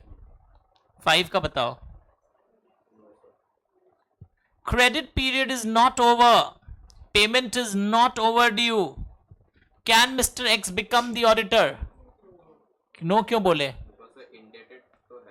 Yes, very good. कहीं लिखा था his amount should not be overdue for more than 5 lakhs। Indebted, जैसे ही तुम इनडेटेड हुआ ना, ये बुद्धू बनाने के लिए दिया है ये लाइन है ना, ए अभी उसका मुन्ना क्रेडिट पीरियड ओवर नहीं हुआ है, तो बोलेगा तब काय को इसको डिस्क्वालीफाई करता है, तुमको डिशुम डिशुम कर देगा। क्रेडिट पीरियड नॉट ओवर, कोई फर्क नहीं पड़ता। Credit period not over, still can not become, क्योंकि इंडेटेड वर्ड यूज हुआ था। समझ में आ रहा है? 6 number, can he become auditor? तो ऑडिटर बन पाएगा?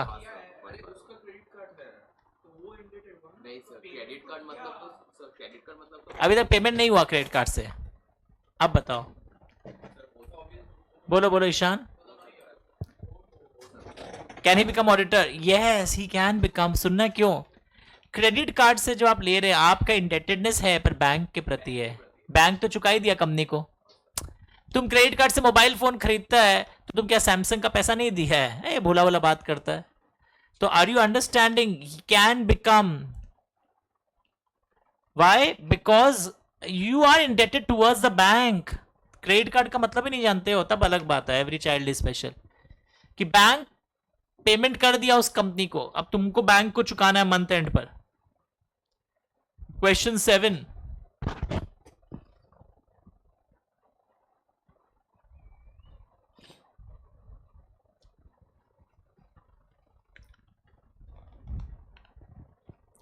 सोचना, सोच के बोलना। अरे क्यूम्यूलेटिवली देखा जाता है दोनों साइड में, सारा ऐड करके आप देखोगे ग्रेटर देन 5 lakhs का इंडेटेडनेस आ रहा है उषास के प्रति। सो कैन ही बिकम, क्या is he disqualified? Yes, disqualified. 8 number में आओ।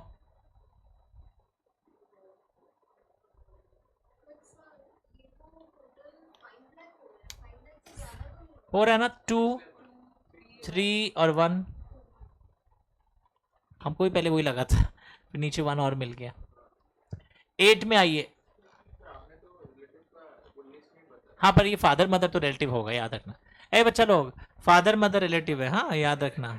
हाँ, दादाजी दादाजी नहीं है यहाँ पर, यहाँ एक ही जनरेशन के ऊपर। हाँ दिखा देता हूँ, अभी रिलेटिव का डेफिनेशन दिखाई देता हूँ, सब एक्साइटेड हो रहे हैं। डिस्क्वालीफाइड लिखा। 8 में आओ।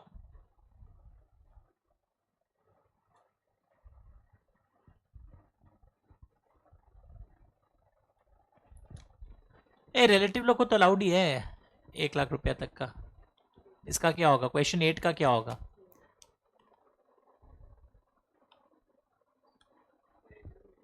सब ऐड करेंगे, अरे बार बार क्यूम्यूलेटिवली ऐड करेंगे सब. So is he eligible? Not eligible. Greater than 1 lakh हो गया ना, face value up to 1 lakh allowed है. पर तुम क्या सोच लिए भगवान के नाम पर हर रिलेटिव को 1-1 लाख का अलाउड है? नहीं, सारे रिलेटिव्स का जोड़कर उन सारे कंपनियों में greater than 1 lakh face value नहीं हो सकता है. Up to 1 lakh face value ही हो सकता है. Are you understanding? पढ़ के देखो. हाँ हाँ, वाइफ तो रिलेटिव है भाई. तुम क्या अभी से भाग जाएगी अच्छे घर की लड़कियां सुन के? आइए इधर देखो. अब कौन होता है रिलेटिव? एक लिस्ट दिखाई देते हैं. एक स्टोरी सुनेगा.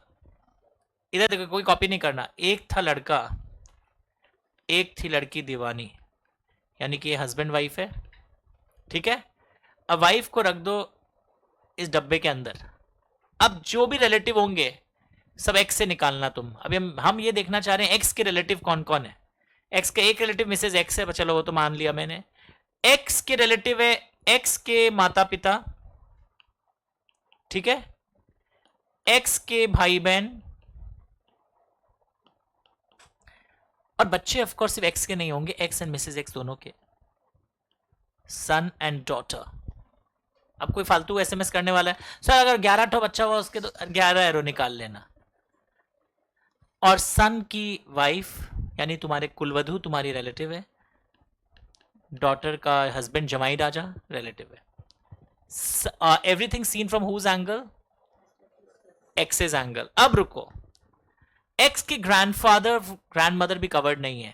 पर सुनो, तुम लोग घर में बोल बोल के नहीं पढ़ोगे दादाजी रिलेटिव नहीं है, दादी माँ रिलेटिव नहीं है. हॉल में पढ़ रहा है और हॉल में चिल्ला रहा है दादाजी नॉट रिलेटिव, दादाजी नॉट रिलेटिव. झाड़ खाओगे. कल के छोकरे हमको रिलेटिव नहीं मानते हो तुम बेटा. कंपनी लॉ में सिर्फ एक जनरेशन ऊपर जाने बोला है और सिर्फ एक जनरेशन नीचे. तुमने अपने दादा दादी को रिलेटिव माना नहीं, तो तुम अपने पोता पोती को भी अब अपना रिलेटिव नहीं मानोगे, वो तुमको नहीं मानेंगे. तो यहां पे बस यही डेफिनेशन है. सर भाई का बेटा, मैंने ब्रदर्स सन को एरो बनाया नहीं. मैंने सर मेरा भांजा, तुम खुद भी कंस मामा हो, रिलेटिव नहीं हो. Sir father in law, sister in law, mother in law तुम्हारे रिलेटिव नहीं है. क्या बोल रहे हैं? यस. यानी एक मिनट, ऑब्जर्वेशन क्या देखा? ये सब सेक्शन 2 में डिफाइन था, तो मैंने बहुत फनी स्टाइल से करवाया. What are the observation? Observation क्या है? ग्रैंड पेरेंट्स एक्सक्लूडेड में क्या क्या कैटेगरी, या एक्सक्लूडेड कैटेगरी याद रख दो. ग्रैंड पेरेंट्स एक्सक्लूडेड है. इन लॉज ससुराल वाले एक्सक्लूडेड हैं, कंपनी लॉ में इनकम टैक्स में आ जाते हैं. Third, children of brother sister excluded. ओ वाह, 4 आइटम बस याद कर लो क्या क्या एक्सक्लूडेड है. Sir fourth, grand children excluded. बस, तो तुम्हारा जनरेशन क्लियर हो गया. तुम देख लेना, यही तो रिश्ता आएगा तुम्हारे पेपर में, या तो चिल्ड्रन ऑफ ब्रदर सन, या पोता पोती, या ससुराल वाले ब्रदर इन लॉ, या grand parents. Sir great grand parents, जब ग्रैंड पेरेंट्स ही नहीं रहे तो ग्रेट ग्रैंड पेरेंट्स कैसे आएगा? नहीं सर वो नहीं होते तो वो नहीं होते. चुप. क्या चीज? जब ओ अंकल आंटी नहीं कवर्ड है. सर कैसे याद रहेगा? इसके लिए एक और एक स्टाइल है. देखो, एक्सरसाइज करते हो सुबह, इधर देखो. एक्सरसाइज जब करते हैं हम लोग आजकल के फ्लैट में ना, सीलिंग हाइट प्रमोटर कम देता है, तो एक जनरेशन ही ऊपर जाना, एक जनरेशन यहाँ आना. ब्रदर सिस्टर है, फादर मदर, और थोड़ा सा नीचे जाना, ज़्यादा झुकने से ना स्लिप डिस्क हो जाता है. Okay, that is sun daughter, and उनके शादियां करवा दो सही एज पर. तो ये ड्रॉ कर लेना रिलेटिव का डेफिनेशन. तो आपको लिस्ट याद नहीं करना पड़ेगा. वैसे मिसेज एक्स, अच्छा अगर कोई पूछने वाला है बैच में, सर अगर लेडी होती उसके एंगल से रिलेटिव देखना पड़ता मुझे, तो लेडी के एंगल से देखते. लेडी के माता पिता, लेडी के भाई बहन, लेडी का हस्बैंड तो सेम ही रहेगा कांस्टेंट, और बच्चे भी कांस्टेंट रहेंगे लेडी के. तो ये वाला एस्पेक्ट नीचे वाला कॉमन रहेगा, son daughter and son's wife and daughter's husband. Write it please. तो ये आपका रिलेटिव का डेफिनेशन भी उजागर करता है बढ़िया से. Start writing. बड़ा क्लास है, मैंने बोला था ना लंबा चलेगा, 1:10 से 1:15 तक छोड़ दूंगा.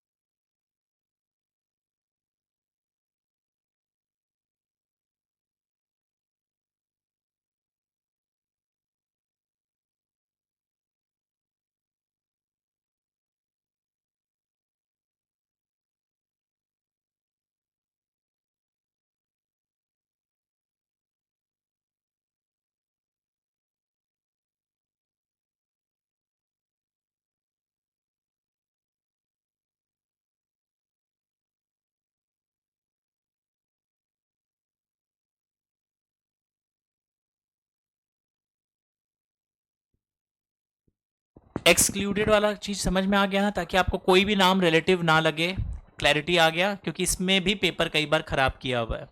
ओके, हटा दो। आई अब एक बात समझो, स्ट्रक्चर पहले क्लियर है। BC can not become auditor, exception क्या है बीसी का?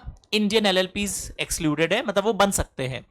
ओई पीई ओई है सर, आप तुषार कपूर के भाई हैं क्या? नहीं नहीं नहीं, officer employ of the company, partner employ of officer employ, और अगर कोई का सिक्योरिटी है ओशाज में, या इंडेटनेस ग्रेटर दैन 5 lakhs है, या guarantee security in connection with indebtedness greater than 1 lakh है, तो वो भी नहीं बन सकते। फिगर्स और रेंजेस प्रैक्टिस से याद हो जाएंगे, कोई क्रिश नहीं है कि आज ही पूरा याद हो जाए एक बार में, it's not possible.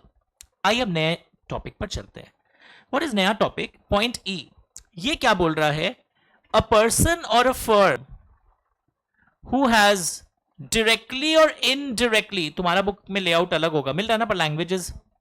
A person और a firm who has business relationship, एक नया वर्ड आ रहा होगा आप लोग के अब डिस्कशन में, तुम लोग के भी है क्या? इंक बदला हुआ है। Business relationship is the key word, जिसका कोई बिजनेस रिलेशनशिप है। अरे तो वही है, पढ़ के देखो तो, किस किस के साथ। और एक नया वर्ड और आया इस बार, सब्सिडरी ऑफ एसोसिएट कंपनी भी कवर कर दिया, यानी एसोसिएट कंपनी ऊपर कवर्ड है, पर नीचे एक और एक एक्स्ट्रा ऐड भी है। जैसे पहले क्या था? ओशास था, अब क्या है पता है? ओशासा। ओशासा क्या है बताओ? सब्सिडरी ऑफ एसोसिएट कंपनी भी कवर्ड है। सब्सिडरी ऑफ होल्डिंग कंपनी तो कवर्ड हुआ ही था ऊपर लास्ट में, एनी अदर सब्सिडरी, यहां सब्सिडरी ऑफ एसोसिएट कंपनी भी कवर्ड कर लिया है। क्या बोल रहा है हिंदी में? सुनो, हिंदी में क्या सिखा रहा है यहां पर? अगर आपका या आपके फर्म का, इस बार पार्टनर वर्ड रिलेटिव वर्ड वैसा वर्ड नहीं है, पर रिलेटिव वर्ड भी इनडायरेक्टली आ गया। बताओ कैसे आ गया? क्योंकि वर्ड क्या आ गया? आप या आप अपने रिलेटिव के थ्रू कोई बिजनेस रिलेशनशिप करवाते हैं, अगर आप बिजनेस रिलेशनशिप आपका है उनके साथ, इनके साथ, तो उस कंपनी का आप ऑडिट नहीं कर सकते। Now what do you mean by business relationship?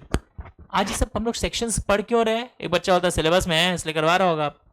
हम लोग पढ़ रहे हैं बिकॉज एक वर्ड है इंडिपेंडेंस।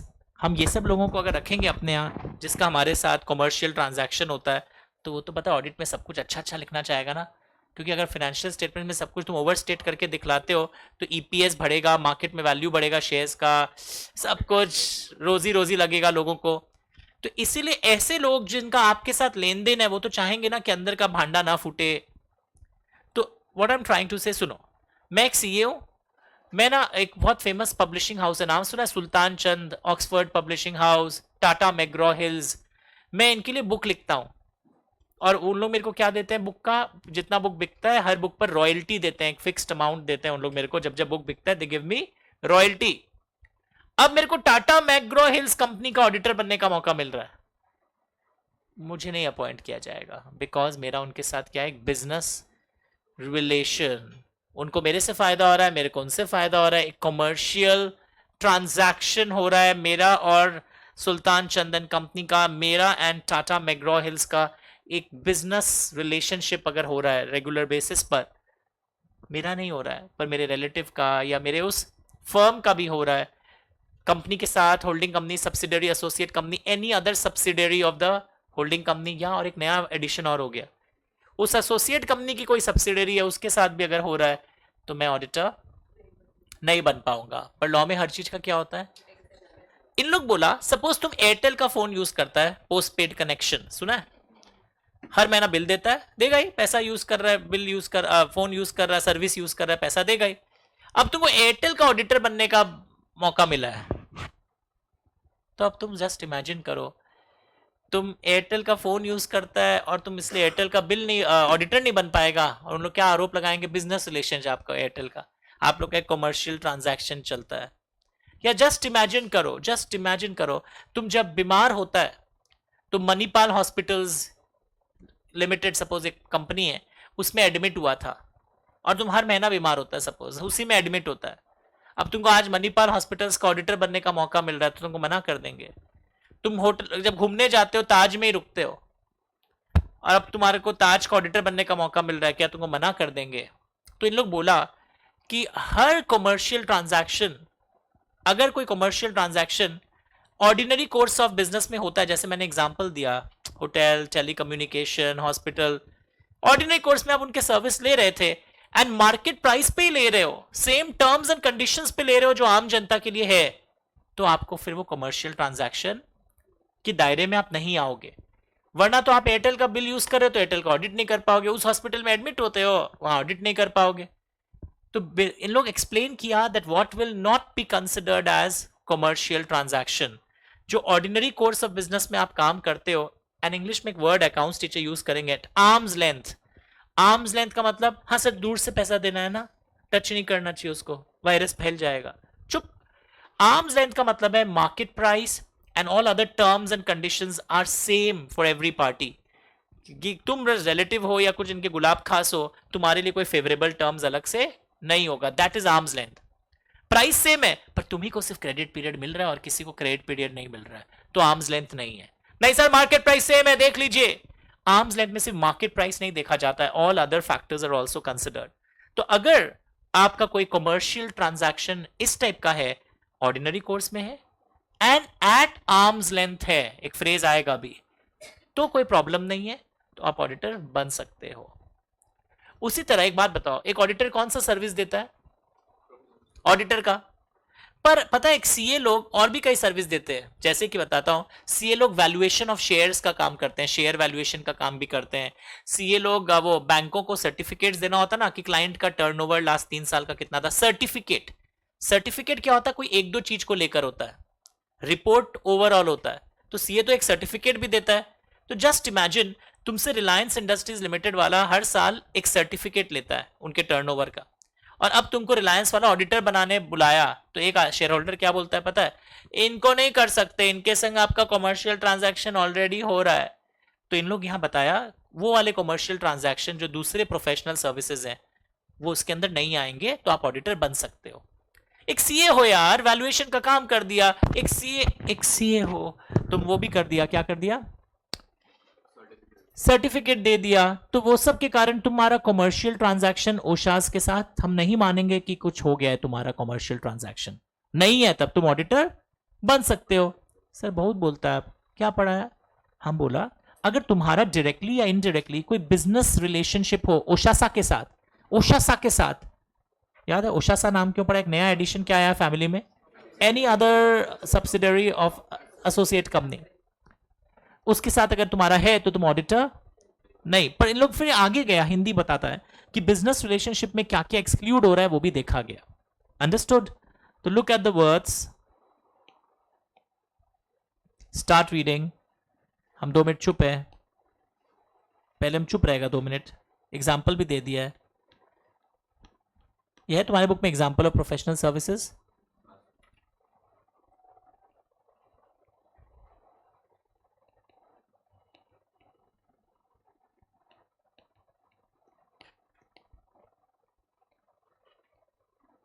पूरा पढ़ो जो हम बोला।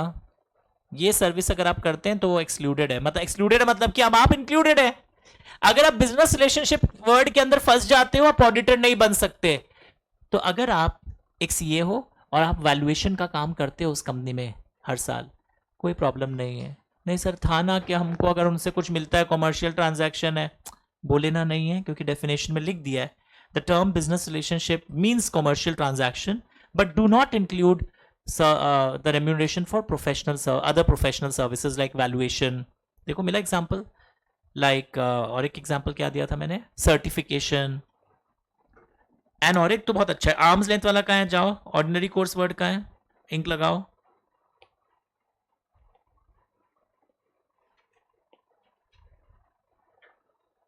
आर्म्स लेंथ का है, आर्म्स लेंथ का हिंदी में क्या लिखोगे? Market price and all other terms are also similar. मैंने एग्जांपल लिया ना, airlines, hospital, hotel, dot dot dot लगाओ, याद आ जाएगा स्टोरी। और एक काम करो, मैं देख रहा हूं आप नर्वस लग रहे हो, तुम लोग एक काम करो, वहां लिखो 1 hour 22 minutes से 1 hour 27 minutes में काम हुआ ये। 1 hour 20, सीख गया? समझ आ रहा है? वीडियो क्लास करने का तरीका भी हम बताया आपको, ये वाला तरीका बहुत इनोवेटिव तरीका है, शायद दूसरे लोग नहीं भी बताए होंगे। 1 hour 22 minutes से 1 hour 27 minutes apply in all the classes. चाहे एएस के हाईफाई क्लासेस अचानक लग रहा है कि अब थोड़ा सा ऊपर जा रहा है, उस समय लिख लो, वापस से उतना ही पोर्शन देखना है इंस्टेड ऑफ डूइंग बोकापंती watching the entire class again. 1 hour 22 से 1 hour 27। बार बार बता रहा हूं, CMA inter, CA inter, CS executive pass करने का एक ही तरीका है, स्मार्ट बनिए। सर शॉपिंग कहां से करना है? कपड़ों से स्मार्टनेस नहीं आता है, योर अप्रोच। कम पढ़ के भी आपका मार्क्स ज्यादा आ सकता है, और दिन भर गोरू की तरह पढ़ के भी कम मार्क्स आता है। कई बार नहीं बोलते इतना पढ़ता था कम आया, अप्रोच नहीं आता था। बुक्स पढ़ता रहा, कभी पास्ट एग्जाम क्वेश्चन नहीं किया एक बच्चा, मार्क्स कम आया। एक सिर्फ पास्ट एग्जाम क्वेश्चन किया बट बुक्स कभी पढ़ा नहीं, और उस साल पेपर पास्ट एग्जाम क्वेश्चन से नहीं आया, उसका भी कम आया। So there are various reasons. एक दो मॉक टेस्ट पेपर भी कोचिंग सेंटर में आके नहीं दिया, अपना एटीट्यूड होता है ना, कर लेंगे अभी तैयारी नहीं है, तो जाओ बार बार फिर एग्जाम सेंटर बदलो, दे देना। ओके, सो लैंग्वेज देखो, आर्म्स लेंथ पे लिखा market price and all other terms, credit period भी सेम होना चाहिए, price is not the only factor. तो तुमको ये समझाना होगा कि क्या बिजनेस रिलेशनशिप है। मैंने पब्लिशिंग हाउस का एग्जांपल दिया था, एक आपको अच्छा एग्जांपल।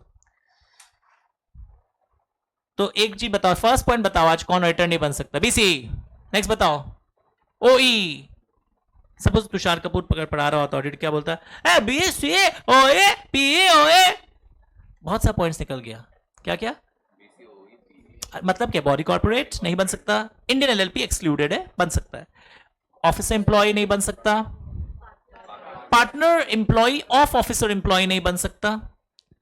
फिर वो डी का और रामबाण क्या है? मेन लाइन क्या है? अ पर्सन और रिलेटिव और पार्टनर। डी1, फिर डी1 डी2 डी3, उसमें क्या है? आई पहले तो security in the company hold करते ही, ओशाज में होल्ड करते ही, indebtedness greater than 5 lakh, guarantee और security in connection with indebtedness greater than 1 lakh. Sir हम भूल जाता है, इंडेटेडनेस में ग्रेटर देन 5 है या गारंटी में ग्रेटर देन 5 है? स्पेलिंग किसका बड़ा है? Indebtedness greater than 5। लोग ये सब भी गलती करते हैं। आइलाम गारंटी में लिख के आ गया ग्रेटर देन 5, इंडेटेडनेस में ग्रेटर देन 1। तो घटिया घटिया टेक्निक्स है ना हमारे पास। इंडेटेडनेस ग्रेटर देन 1 में होगा, ग्रेटर देन 5 बड़ा स्पेलिंग, एंड गारंटी और सिक्योरिटी ग्रेटर देन 1। तो क्लास में आओगे, याद करके जाओगे, और अब देखोगे ये वाली किताब भी हमारी होने वाली है धीरे धीरे। Okay, look here, point F G H I. हम लोग पढ़ क्या रहे हैं सर? पता नहीं है, झुट्टे। हम लोग पढ़ रहे हैं कौन कौन ऑडिटर नहीं बन सकता है। तो चलिए एक रीडिंग टाइम, ताकि आपकी भी सोच डेवलप हो। स्टार्ट रीडिंग एवरीवन, ये सारे point F G H I reading करिए। मेरे इंक थोड़े अलग लगाए हैं, मैंने चेंज किए हैं, आप भी चेंज कर लीजिएगा।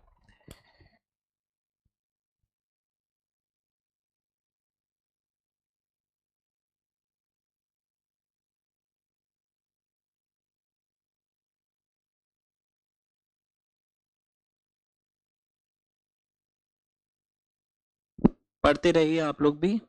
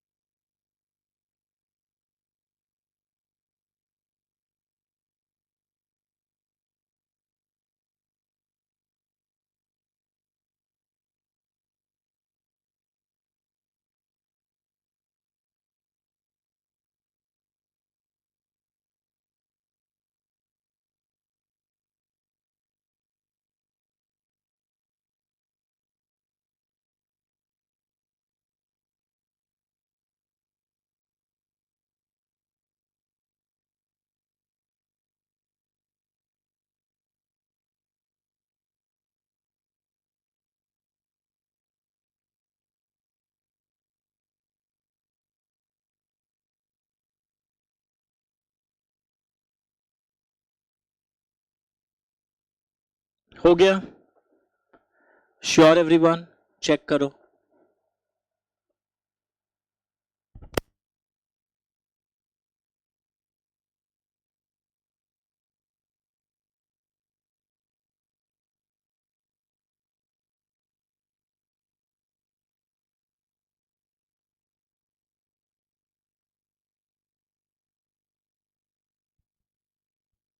Hello,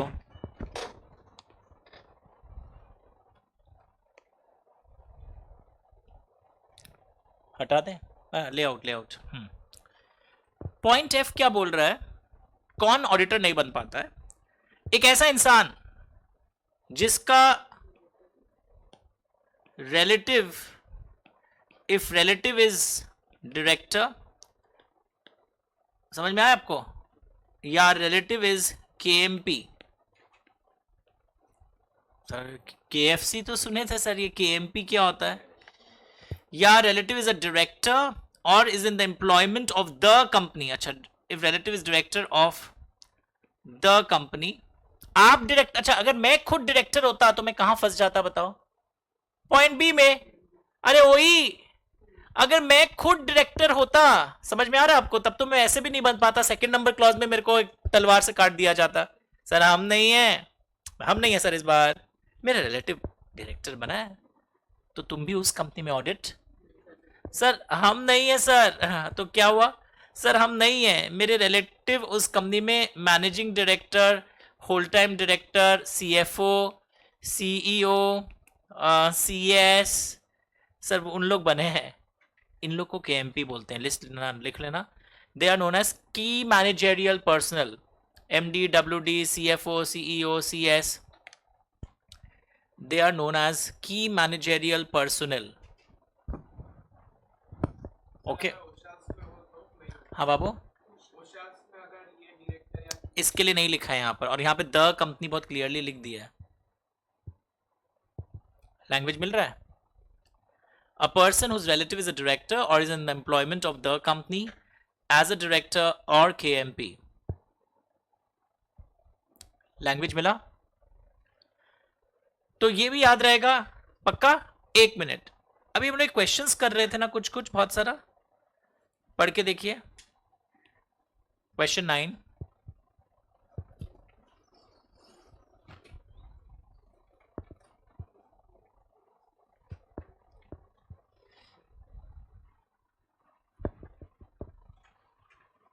can he become, yes.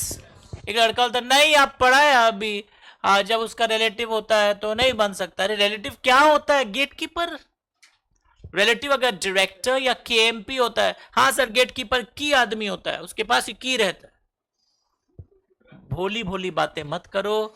Gatekeeper देकर कंफ्यूज आया एग्जाम में एक बार, ये भी लोग रॉन्ग करके आ गए। हाँ रिलेटिव जब वहां है तो आप वहां नहीं बन सकता, आप बोला था तुम, हम बोला था तुम भोला था, भोला। तुम सब बातों को अलग मीनिंग निकालता है। So did you understand? कहां गए हम लोग? क्लियर हो गया पॉइंट एफ बी? हाथों हाथ सब पे केस स्टडी और पास्ट एग्जाम क्वेश्चन भी करवा दे रहा है। अब आइए जी एच आई में, बहुत इंटरेस्टिंग है। Now what is G talking about? ध्यान से देखो और सुनो। एक सीए फर्म कितने स्टैट्यूटरी ऑडिट्स हर साल कर सकता है? सर कितना भी करेगा, अगला का नॉलेज है, अगला का कैपेसिटी। एक CA firm maximum 20 company audits कर सकता है पर पार्टनर। पता है ये अपर कैप क्यों रखा गया है? आप कितना ऑडिट रिपोर्ट साइन कर सकते हैं स्टैट्यूटरी, मतलब फाइनेंशियल स्टेटमेंट्स का। अगर हम अपर कैप नहीं रखेंगे ना, काम का क्वालिटी क्या हो जाएगा? सब बस काम लेने में रहेगा। तो एक अपर कैप रखा गया है। सपोज ईशान अकेला प्रैक्टिस करता है, ये एक पर्टिकुलर साल में मैक्सिमम कितने ऑडिट्स कर सकता है? Wrong answer. Maximum 20 company audits ये 20 कर सकता है। अब ये 40 प्रोप्राइटरशिप फर्म का भी कुछ ऑडिट कर रहा है, फर्मों का ऑडिट कर रहा है, कोऑपरेटिव सोसाइटीज का कर रहा है, कोई प्रॉब्लम नहीं है। कंपनी ऑडिट्स पर रेस्ट्रिक्शन है। कंपनी ऑडिट्स ये मैक्सिमम कितना कर सकता है? अब ये बैंक ऑडिट भी कर रहा है, कुछ एक होता है पढ़ोगे, टैक्स ऑडिट भी कर रहा है, कोई प्रॉब्लम नहीं है। कंपनी ऑडिट ये मैक्सिमम कितना कर सकता है? 20। तो दिस इज द कॉन्सेप्ट। अगर इसके 3 पार्टनर्स है, ये पीछे 3 लड़के लोग दिख रहे हैं, 5 लड़के लोग क्लास में, इन लोग कितना ऑडिट कर सकता है? फर्म का नाम है पांचू एंड पांचू। तो ये पांचों एंड पांचों फर्म कितना कंपनी ऑडिट कर सकता है? 20 ऑडिट कंपनी ऑडिट्स पर पार्टनर। ओ 100, इसीलिए लोग फर्म बनाते हैं ताकि ब्रांडिंग कॉमन हो जाएगी और ज्यादा काम ले पाएंगे। 20 20 20 20 20। अब वो वाला बोलता है तुम लोग कुछ कर नहीं रहे, काम करो ना, हम 70 कर लेता है और तुम लोग मिलके 30 कर लेना। ये नहीं चलेगा। इंडिविजुअल पे भी अपर कैप है 20 का, और as a firm 20 company audits पर पार्टनर। बट एक वापस एक कॉन्सेप्ट आया है, इस 20 के गिनती में 4 टाइप के कंपनी ऑडिट्स को कवर नहीं करना है। अगर आप ओपीसी का कंपनी ऑडिट कर रहे हो, स्मॉल कंपनी का कंपनी ऑडिट कर रहे हो, नाम सुना हुआ होगा पक्का, अगर पढ़े लिखे साक्षर हो तो पक्का पढ़ा होगा ये सब वर्ड्स आपने मेरे से, कंपनी लॉ में भी। ओपीसी स्मॉल कंपनी का अगर आप कर रहे हो, या आप अगर डॉर्मेंट कंपनी का कर रहे होगे, भोला चेहरा नहीं बना सकते, हम पढ़ा है आपको। इनएक्टिव कंपनी जो बन गई पर कोई सिग्निफिकेंट अकाउंटिंग ट्रांजैक्शन नहीं है, आपने आरओसी से स्टेटस निकलवाया अपने लिए स्पेशल, या आप एक प्राइवेट कंपनी हो जिसकी आपकी जो पेड अप कैपिटल है लेस देन 100 करोड़ है, then you can not be counted in the maximum limit. Did you understand? ये है वो सब चीज, लिखो। वाइल counting 20 company audits per partner, exclude, full page करो एक बार, DOPS। सोचो DOPS क्या होगा, सोचो अकेले में।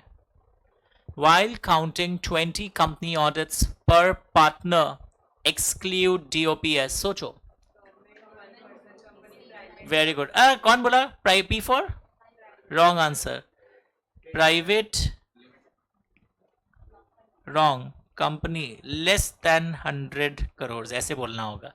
हर प्राइवेट कंपनी एक्सक्लूडेड नहीं है। अगर मैं बोल दूं एक प्राइवेट कंपनी का 350 करोड़ का टर्नओवर है, तब उसको माइनस नहीं करना है। तो एग्जाम समझ में आ रहा है, इसलिए हम इसको ऐसे नाम लिखाने के समय ऐसे लिखवाया है। प्राइवेट कंपनी बोलते हैं हटाना मत, लोग इसमें गलती कर रहा है। प्राइवेट कंपनी जो लेस देन 100 करोड़ हो, पेड अप कैपिटल जिसका। पर partner is a very important word. अब वो पार्टनर अपने इंडिविजुअल नाम में भी अगर 7 ऑडिट ऑलरेडी कर लिया है, तो इस फर्म के साथ वो 13 ही कर पाएगा, क्योंकि 7 वो अपने नाम में कहीं और साइन कर दिया, तो इस फर्म के नाम में कितना कर पाएगा? 13। बाकी पार्टनर्स अपना 20-20 करेंगे। नहीं सर, एक बोल्ड बात हो गया आपस में, एक जन 35 कर लेगा, not possible. Upper cap individuals पे भी एप्लीकेबल हो रहा है। It is 20 company audits. Understood everyone? वापस देखो ठीक से, ये लिखा private company less than 100 crore है। तो ये बेसिकली पॉइंट जी लेआउट। पॉइंट जी क्या बोल रहा था? कौन ऑडिट नहीं कर पाएगा? जो अगर कहीं ऑलरेडी फुल टाइम एम्प्लॉयमेंट में। अच्छा, ये भी एक पॉइंट है। मैंने आज शायद बताया था, आप सीए बनने के बाद या तो प्रैक्टिस में कर सकते हैं या एम्प्लॉयमेंट, दोनों काम नहीं कर सकते। कि रिलायंस में जॉब भी करते हो और सैटरडे संडे प्रैक्टिस भी करते हो। हाँ सर मेरे एक अंकल करते हैं, नाम बताओ, पकड़वा देते हैं, इंस्टीट्यूट उनका कैंसिल कर देगा COP. So you can't do this. तो एक ऐसा इंसान जो फुल टाइम एम्प्लॉयमेंट में है वो आप ऑडिट नहीं कर पाएगा। और बाकी क्या लिखा हुआ है? यही चीज, मैक्सिमम नंबर। अगर तुम्हारे पास ऑलरेडी 20 कंपनी ऑडिट्स पर पार्टनर है और तुमको नया अपॉइंटमेंट मिल रहा है, यू आर डिस्क्वालिफाइड, क्योंकि तुमने अपना लिमिट एग्जॉस्ट कर दिया। तो एग्जाम में एक बार आया, सुनो सब कोई, एबीसी एक फर्म है, कितने पार्टनर्स हैं? 3। They are having 65 company audits. सही है गलत है? हड़बड़ाओ मत, आगे लिखा हुआ है in this 65 5 are dormant companies, 4 are OPC.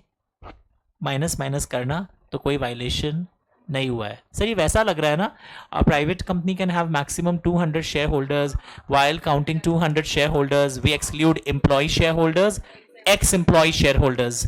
तो हम बहुत अच्छा रिलेट कर देता है आपको। अगर आपको समझ में नहीं आना क्या माइनस फाइनस हो रहा है, आप समझ में आ गया? Upper cap is 20 company audits पर partner, but while counting 20 company audits पर पार्टनर, what are excluded? डॉप्स।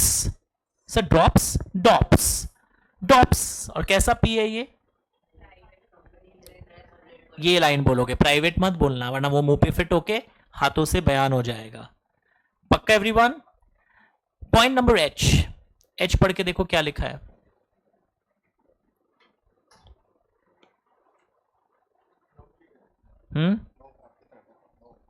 शायद हाँ, लेआउट करो। अगर कभी कोई ऑडिटर, अखबारों में नहीं आता एक ऑडिटर फ्रॉड में शामिल था, जैसे सत्यम का जब फ्रॉड हुआ था ना, एक बड़ी कंपनी थी सत्यम, नाम सुना है? वो वाले फ्रॉड के समय ना ये सब सेक्शंस नहीं थे, वो तो 2013 के पहले ही हो गए थे ना, इसीलिए तो ये सब सेक्शंस आए हैं। आज के दिन कोई ऑडिटर का फ्रॉड करे और कोड भी घोषित कर दे उसको फ्रॉडस्टर, 5 स्टार नहीं फ्रॉडस्टर, तो 10 साल तक, जब से सजा आया है ना, 10 साल तक वो कोई भी कंपनी का ऑडिटर नहीं बन पाएगा। अगर कोड घोषित कर दे आप फ्रॉडस्टर हैं, for 10 years you can not become auditor. कितने सालों तक? 10 सालों तक। ये लगाइएगा डीके जी, 10 सालों तक आप किसी भी कंपनी का ऑडिटर नहीं बन पाते हैं। For 10 years you can not become auditor of any company. Is it fine? पक्का लिख देना, फॉर 10 years, सिर्फ इसी कंपनी का नहीं, किसी भी कंपनी का, for 10 years can not become, अगर आप फ्रॉड घोषित होते हो, ऑडिटर ऑफ एनी कंपनी। पक्का? Sure everyone? 5 more minutes then I will wind up. अच्छा, ये जो 20 कंपनी ऑडिट्स की गाथा थी, ये किस ऑडिट की गाथा काउंट करने हो? कौन से ऑडिट को काउंट करना है? Company audit. और कंपनी ऑडिट का और एक नाम क्या है? स्टैट्यूटरी ऑडिट, मतलब कि फाइनेंशियल स्टेटमेंट वाला ऑडिट। तो एग्जाम में क्वेश्चन आया, will following be counted in 20? Confuse करने के लिए।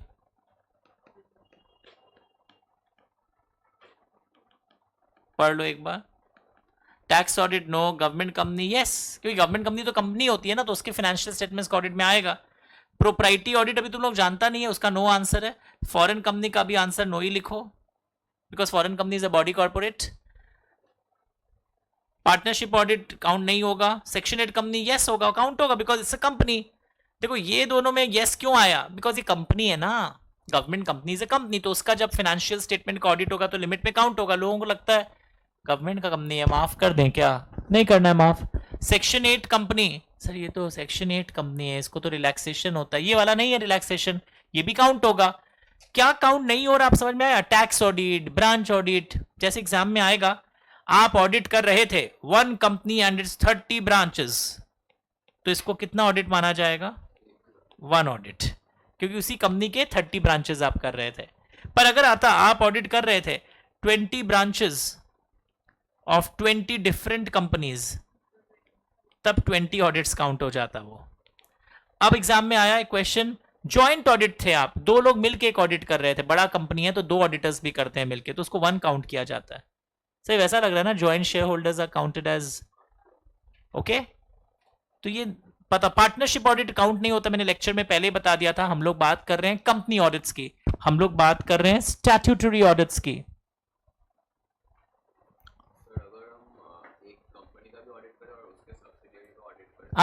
लड़का अच्छा पूछा, हम कंपनी का भी ऑडिट कर रहे हैं, उसका सब्सिडरी का भी ऑडिट कर रहा है, अगर ये अलग अलग काउंट होगा। बिकॉज सुनो, कंपनी और उसके सब्सिडरी एक कंपनी नहीं होते हैं, एक ग्रुप कंपनी है, बट आज भी आप सेपरेट एंटिटी दोनों का अलग है, सिर्फ उनका बैलेंस शीट कंसोलिडेट करके प्रस्तुत किया जाता है, but they are not merged, 2 are different companies.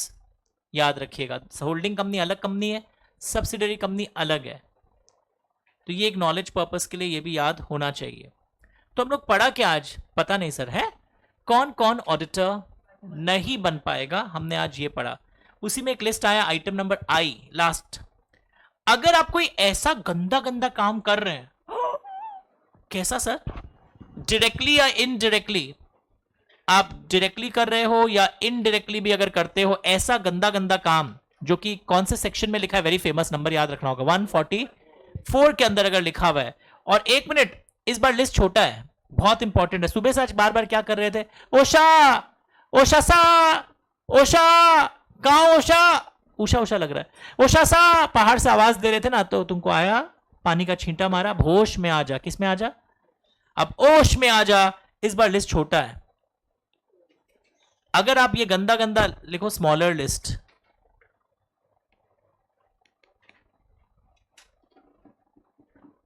बोल दो आज नहीं चाहिए, बस ये लाइन बोल दो, कल बताएंगे, आज कुछ भी नहीं चाहिए। Smaller list this is smaller list, याद रखिएगा। स्मॉलर लिस्ट में क्या क्या लिखा हुआ है, आप अगर अपने कंपनी को देते हो ये वाले सर्विसेज, अभी सर्विसेज क्या है मैं अगले क्लास में बताऊंगा। अगर आप होल्डिंग कंपनी को देते हो, अगर आप सब्सिडरी कंपनी को देते हो ये वाले सर्विसेज, सर क्या है थोड़ा सा बता दीजिए ना, एक बता दीजिए सर, सुन एक दो ठो सुनना है। तुम कंपनी का बुक कीपिंग करता है, तुम ही बुक्स ऑफ अकाउंट्स मेंटेन करता है, तो तुम ही बुक कीपिंग करेगा और तुम ही ऑडिट कर सकता है क्या? तुम ही अपना आंसर शीट लिखा है, तुम ही क्या इंस्टीट्यूट के एग्जाम में लिख सकता है? मेरे एग्जाम में हम कई बार आपसे चेक करवाते हैं, बट इंस्टीट्यूट के एग्जाम में क्या तुम लिख सकता है? तो तुम ही ऑडिट, सॉरी तुम ही बुक कीपिंग कर रहे हो। 144 में book keeping one of the service है। अगर तुम कंपनी का बुक कीपिंग कर रहे हो तो तुम उसका ऑडिटर। वैसे ही 144 में और भी सर्विसेज है कि डायरेक्टली या इनडायरेक्टली अगर तुम ये सब काम करते हो, किसके प्रति करते हो इस बार लिखना, smaller list, be careful. Associate company not covered here. Exam में जानबूझ के आएगा कि तुम 144 का सर्विस दे रहे हो एसोसिएट कंपनी को, तो भी कोई प्रॉब्लम नहीं है, तुम नहीं कर पा, मतलब यहां डिस्क्वालिफाइड नहीं रहोगे। पक्का? Give me 2 more minutes। एक काम करते हैं, तो मैं फिर पढ़ाऊंगा ये क्लॉज अगले दिन, आज टच कर दिया हूं। 1 सेकेंड बच्चा लोग, ये वाले में आओ तो जल्दी से, तुम्हारी बुक में भी होगा अगले पेज में। ऐसा है इंपॉर्टेंट नोट ऑन इनडेटेडनेस तुम्हारी बुक में, ये है इस टाइप का नोट, इंपॉर्टेंट नोट है, where the person has cleared his debt before the appointment date in AGM. याद है हम जो हिंदी में बोला था, then there is no disqualification. तुम लोग का पेज नंबर क्या है? कोई का 29, कोई का 32, कोई का है ही नहीं, पड़ोस के पेज से फाड़ लो। इसमें आओ, बी 5,01,000 सी लिमिटेड को देगा, क्या उसका अपॉइंटमेंट वैलिड है? ओज ग्रेटर देन 5 लाख हो गया ना, तो आप इंडेटेड हो गए ना। पर अगर आपने ये एडवांस लिया है कोई ट्रैवलिंग एक्सपेंसेस कंपनी का मीट करने के लिए, तो भी सेम आंसर है, पढ़ के देखिए। रिपे कर दे तो अलग बात है, तुम बोलेगा हम तो अलाउंस लिए हैं, ट्रैवल का पैसा जितना होगा आपको लौटा देंगे। सर क्या एक ऑडिटर एडवांस में थोड़ा थोड़ा फीस ले सकता है? अब सपोज आप एडवांस में अपना 6 लाख रुपया ले लिए, जितना काम कंप्लीट हुआ है, सॉरी एडवांस नहीं, जितना काम कंप्लीट हुआ पहले ले लिए, उसको इंग्लिश में बोलते हैं, देखो एक line, auditor can recover fees on progressive basis. Progressive मतलब as the work is completed, partial work, तो ये थोड़ा ले लेना, पूरा वर्क कंप्लीट नहीं हुआ पर प्रोग्रेस के अनुसार आपने एक अमाउंट ले लिया 6 लाख का, तो डरना मत, आप डिस्क्वालिफाइड, बिकॉज यहां लिखा है auditor is having the right to recover. ये दूसरा पॉइंट था, उधर मर्ज हो गया। So auditor can recover the fees on progressive basis का मतलब हिंदी में लिखा, जितना परसेंटेज कंप्लीट हुआ एक रफ अमाउंट बीच में आप ले लिए, अलाउड है। ऊपर जाओ, इधर आओ,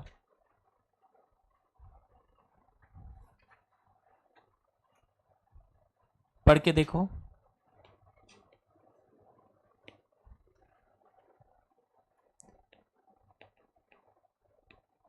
ये एक अलग चीज है, देखो बिजनेस रिलेशनशिप के अंदर ये भी मानना चाहिए,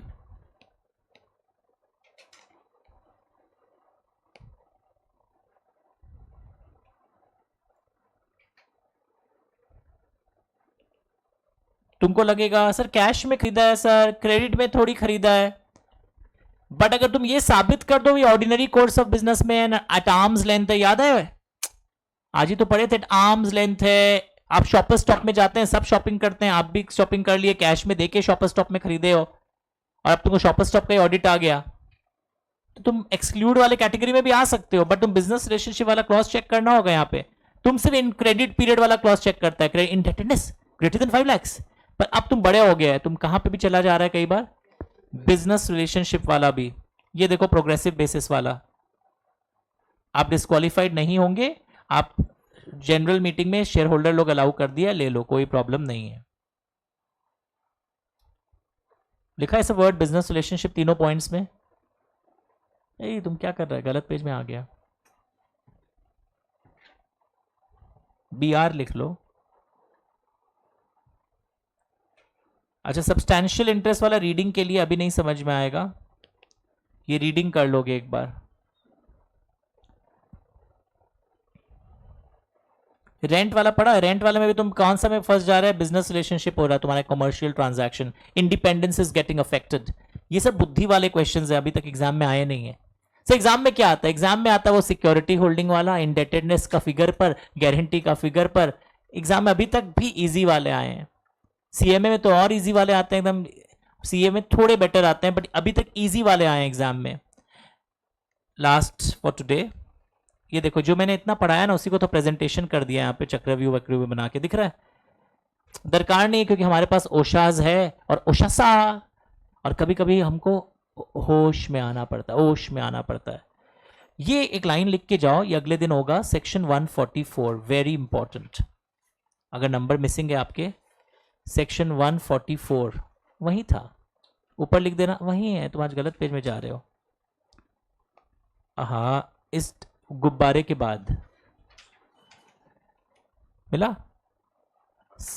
auditor not to render certain services, लिखो। डायरेक्ट क्वेश्चन आता है सीएमए और सीएस में तो बहुत पॉपुलर है, इवन इन सीए 5 मार्क का डायरेक्ट क्वेश्चन कि कौन कौन से सर्विसेज मना है देना, ये लिस्ट लर्न करना पड़ता है। Direct question, what are the list of prohibited services, कि आप अगर ये सब काम करोगे तो ऑडिटर नहीं बन पाओगे, और अगर कर दिए सर अगर हम ऑडिटर बनने के बाद वो कर दिए, ये सब काम करने लगे, बन जाएंगे फिर करेंगे, तो वेकेट करना पड़ेगा। कॉन्सेप्ट मैंने बोला ना, एक क्लॉज हमको दिखा नहीं, क्वेश्चन मैंने करवाया था ना, after becoming auditor if any of the disqualification attracts then auditor has to vacate, मतलब खाली करना होता है। तब एक लड़का लिख के आता है he has to disqualify. Disqualify तो बनने के पहले होता है, बनने के बाद अगर ऐसा दुर्घटना करते हो तो तुम्हें वेकेट करना पड़ता है। यहां लिखा वेरी वेरी इंपॉर्टेंट है ये।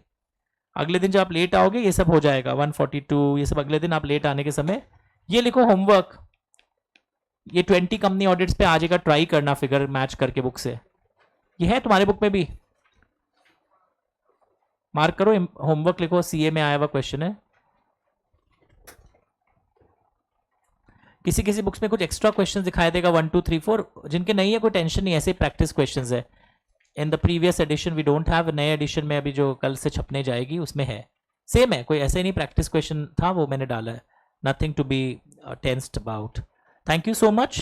नेक्स्ट ऑडिट का क्लास अपना है सैटरडे, सेम अराउंड 11:15 11:20। आप लोग 11:10 पे पहुंच के बैठिए आराम से।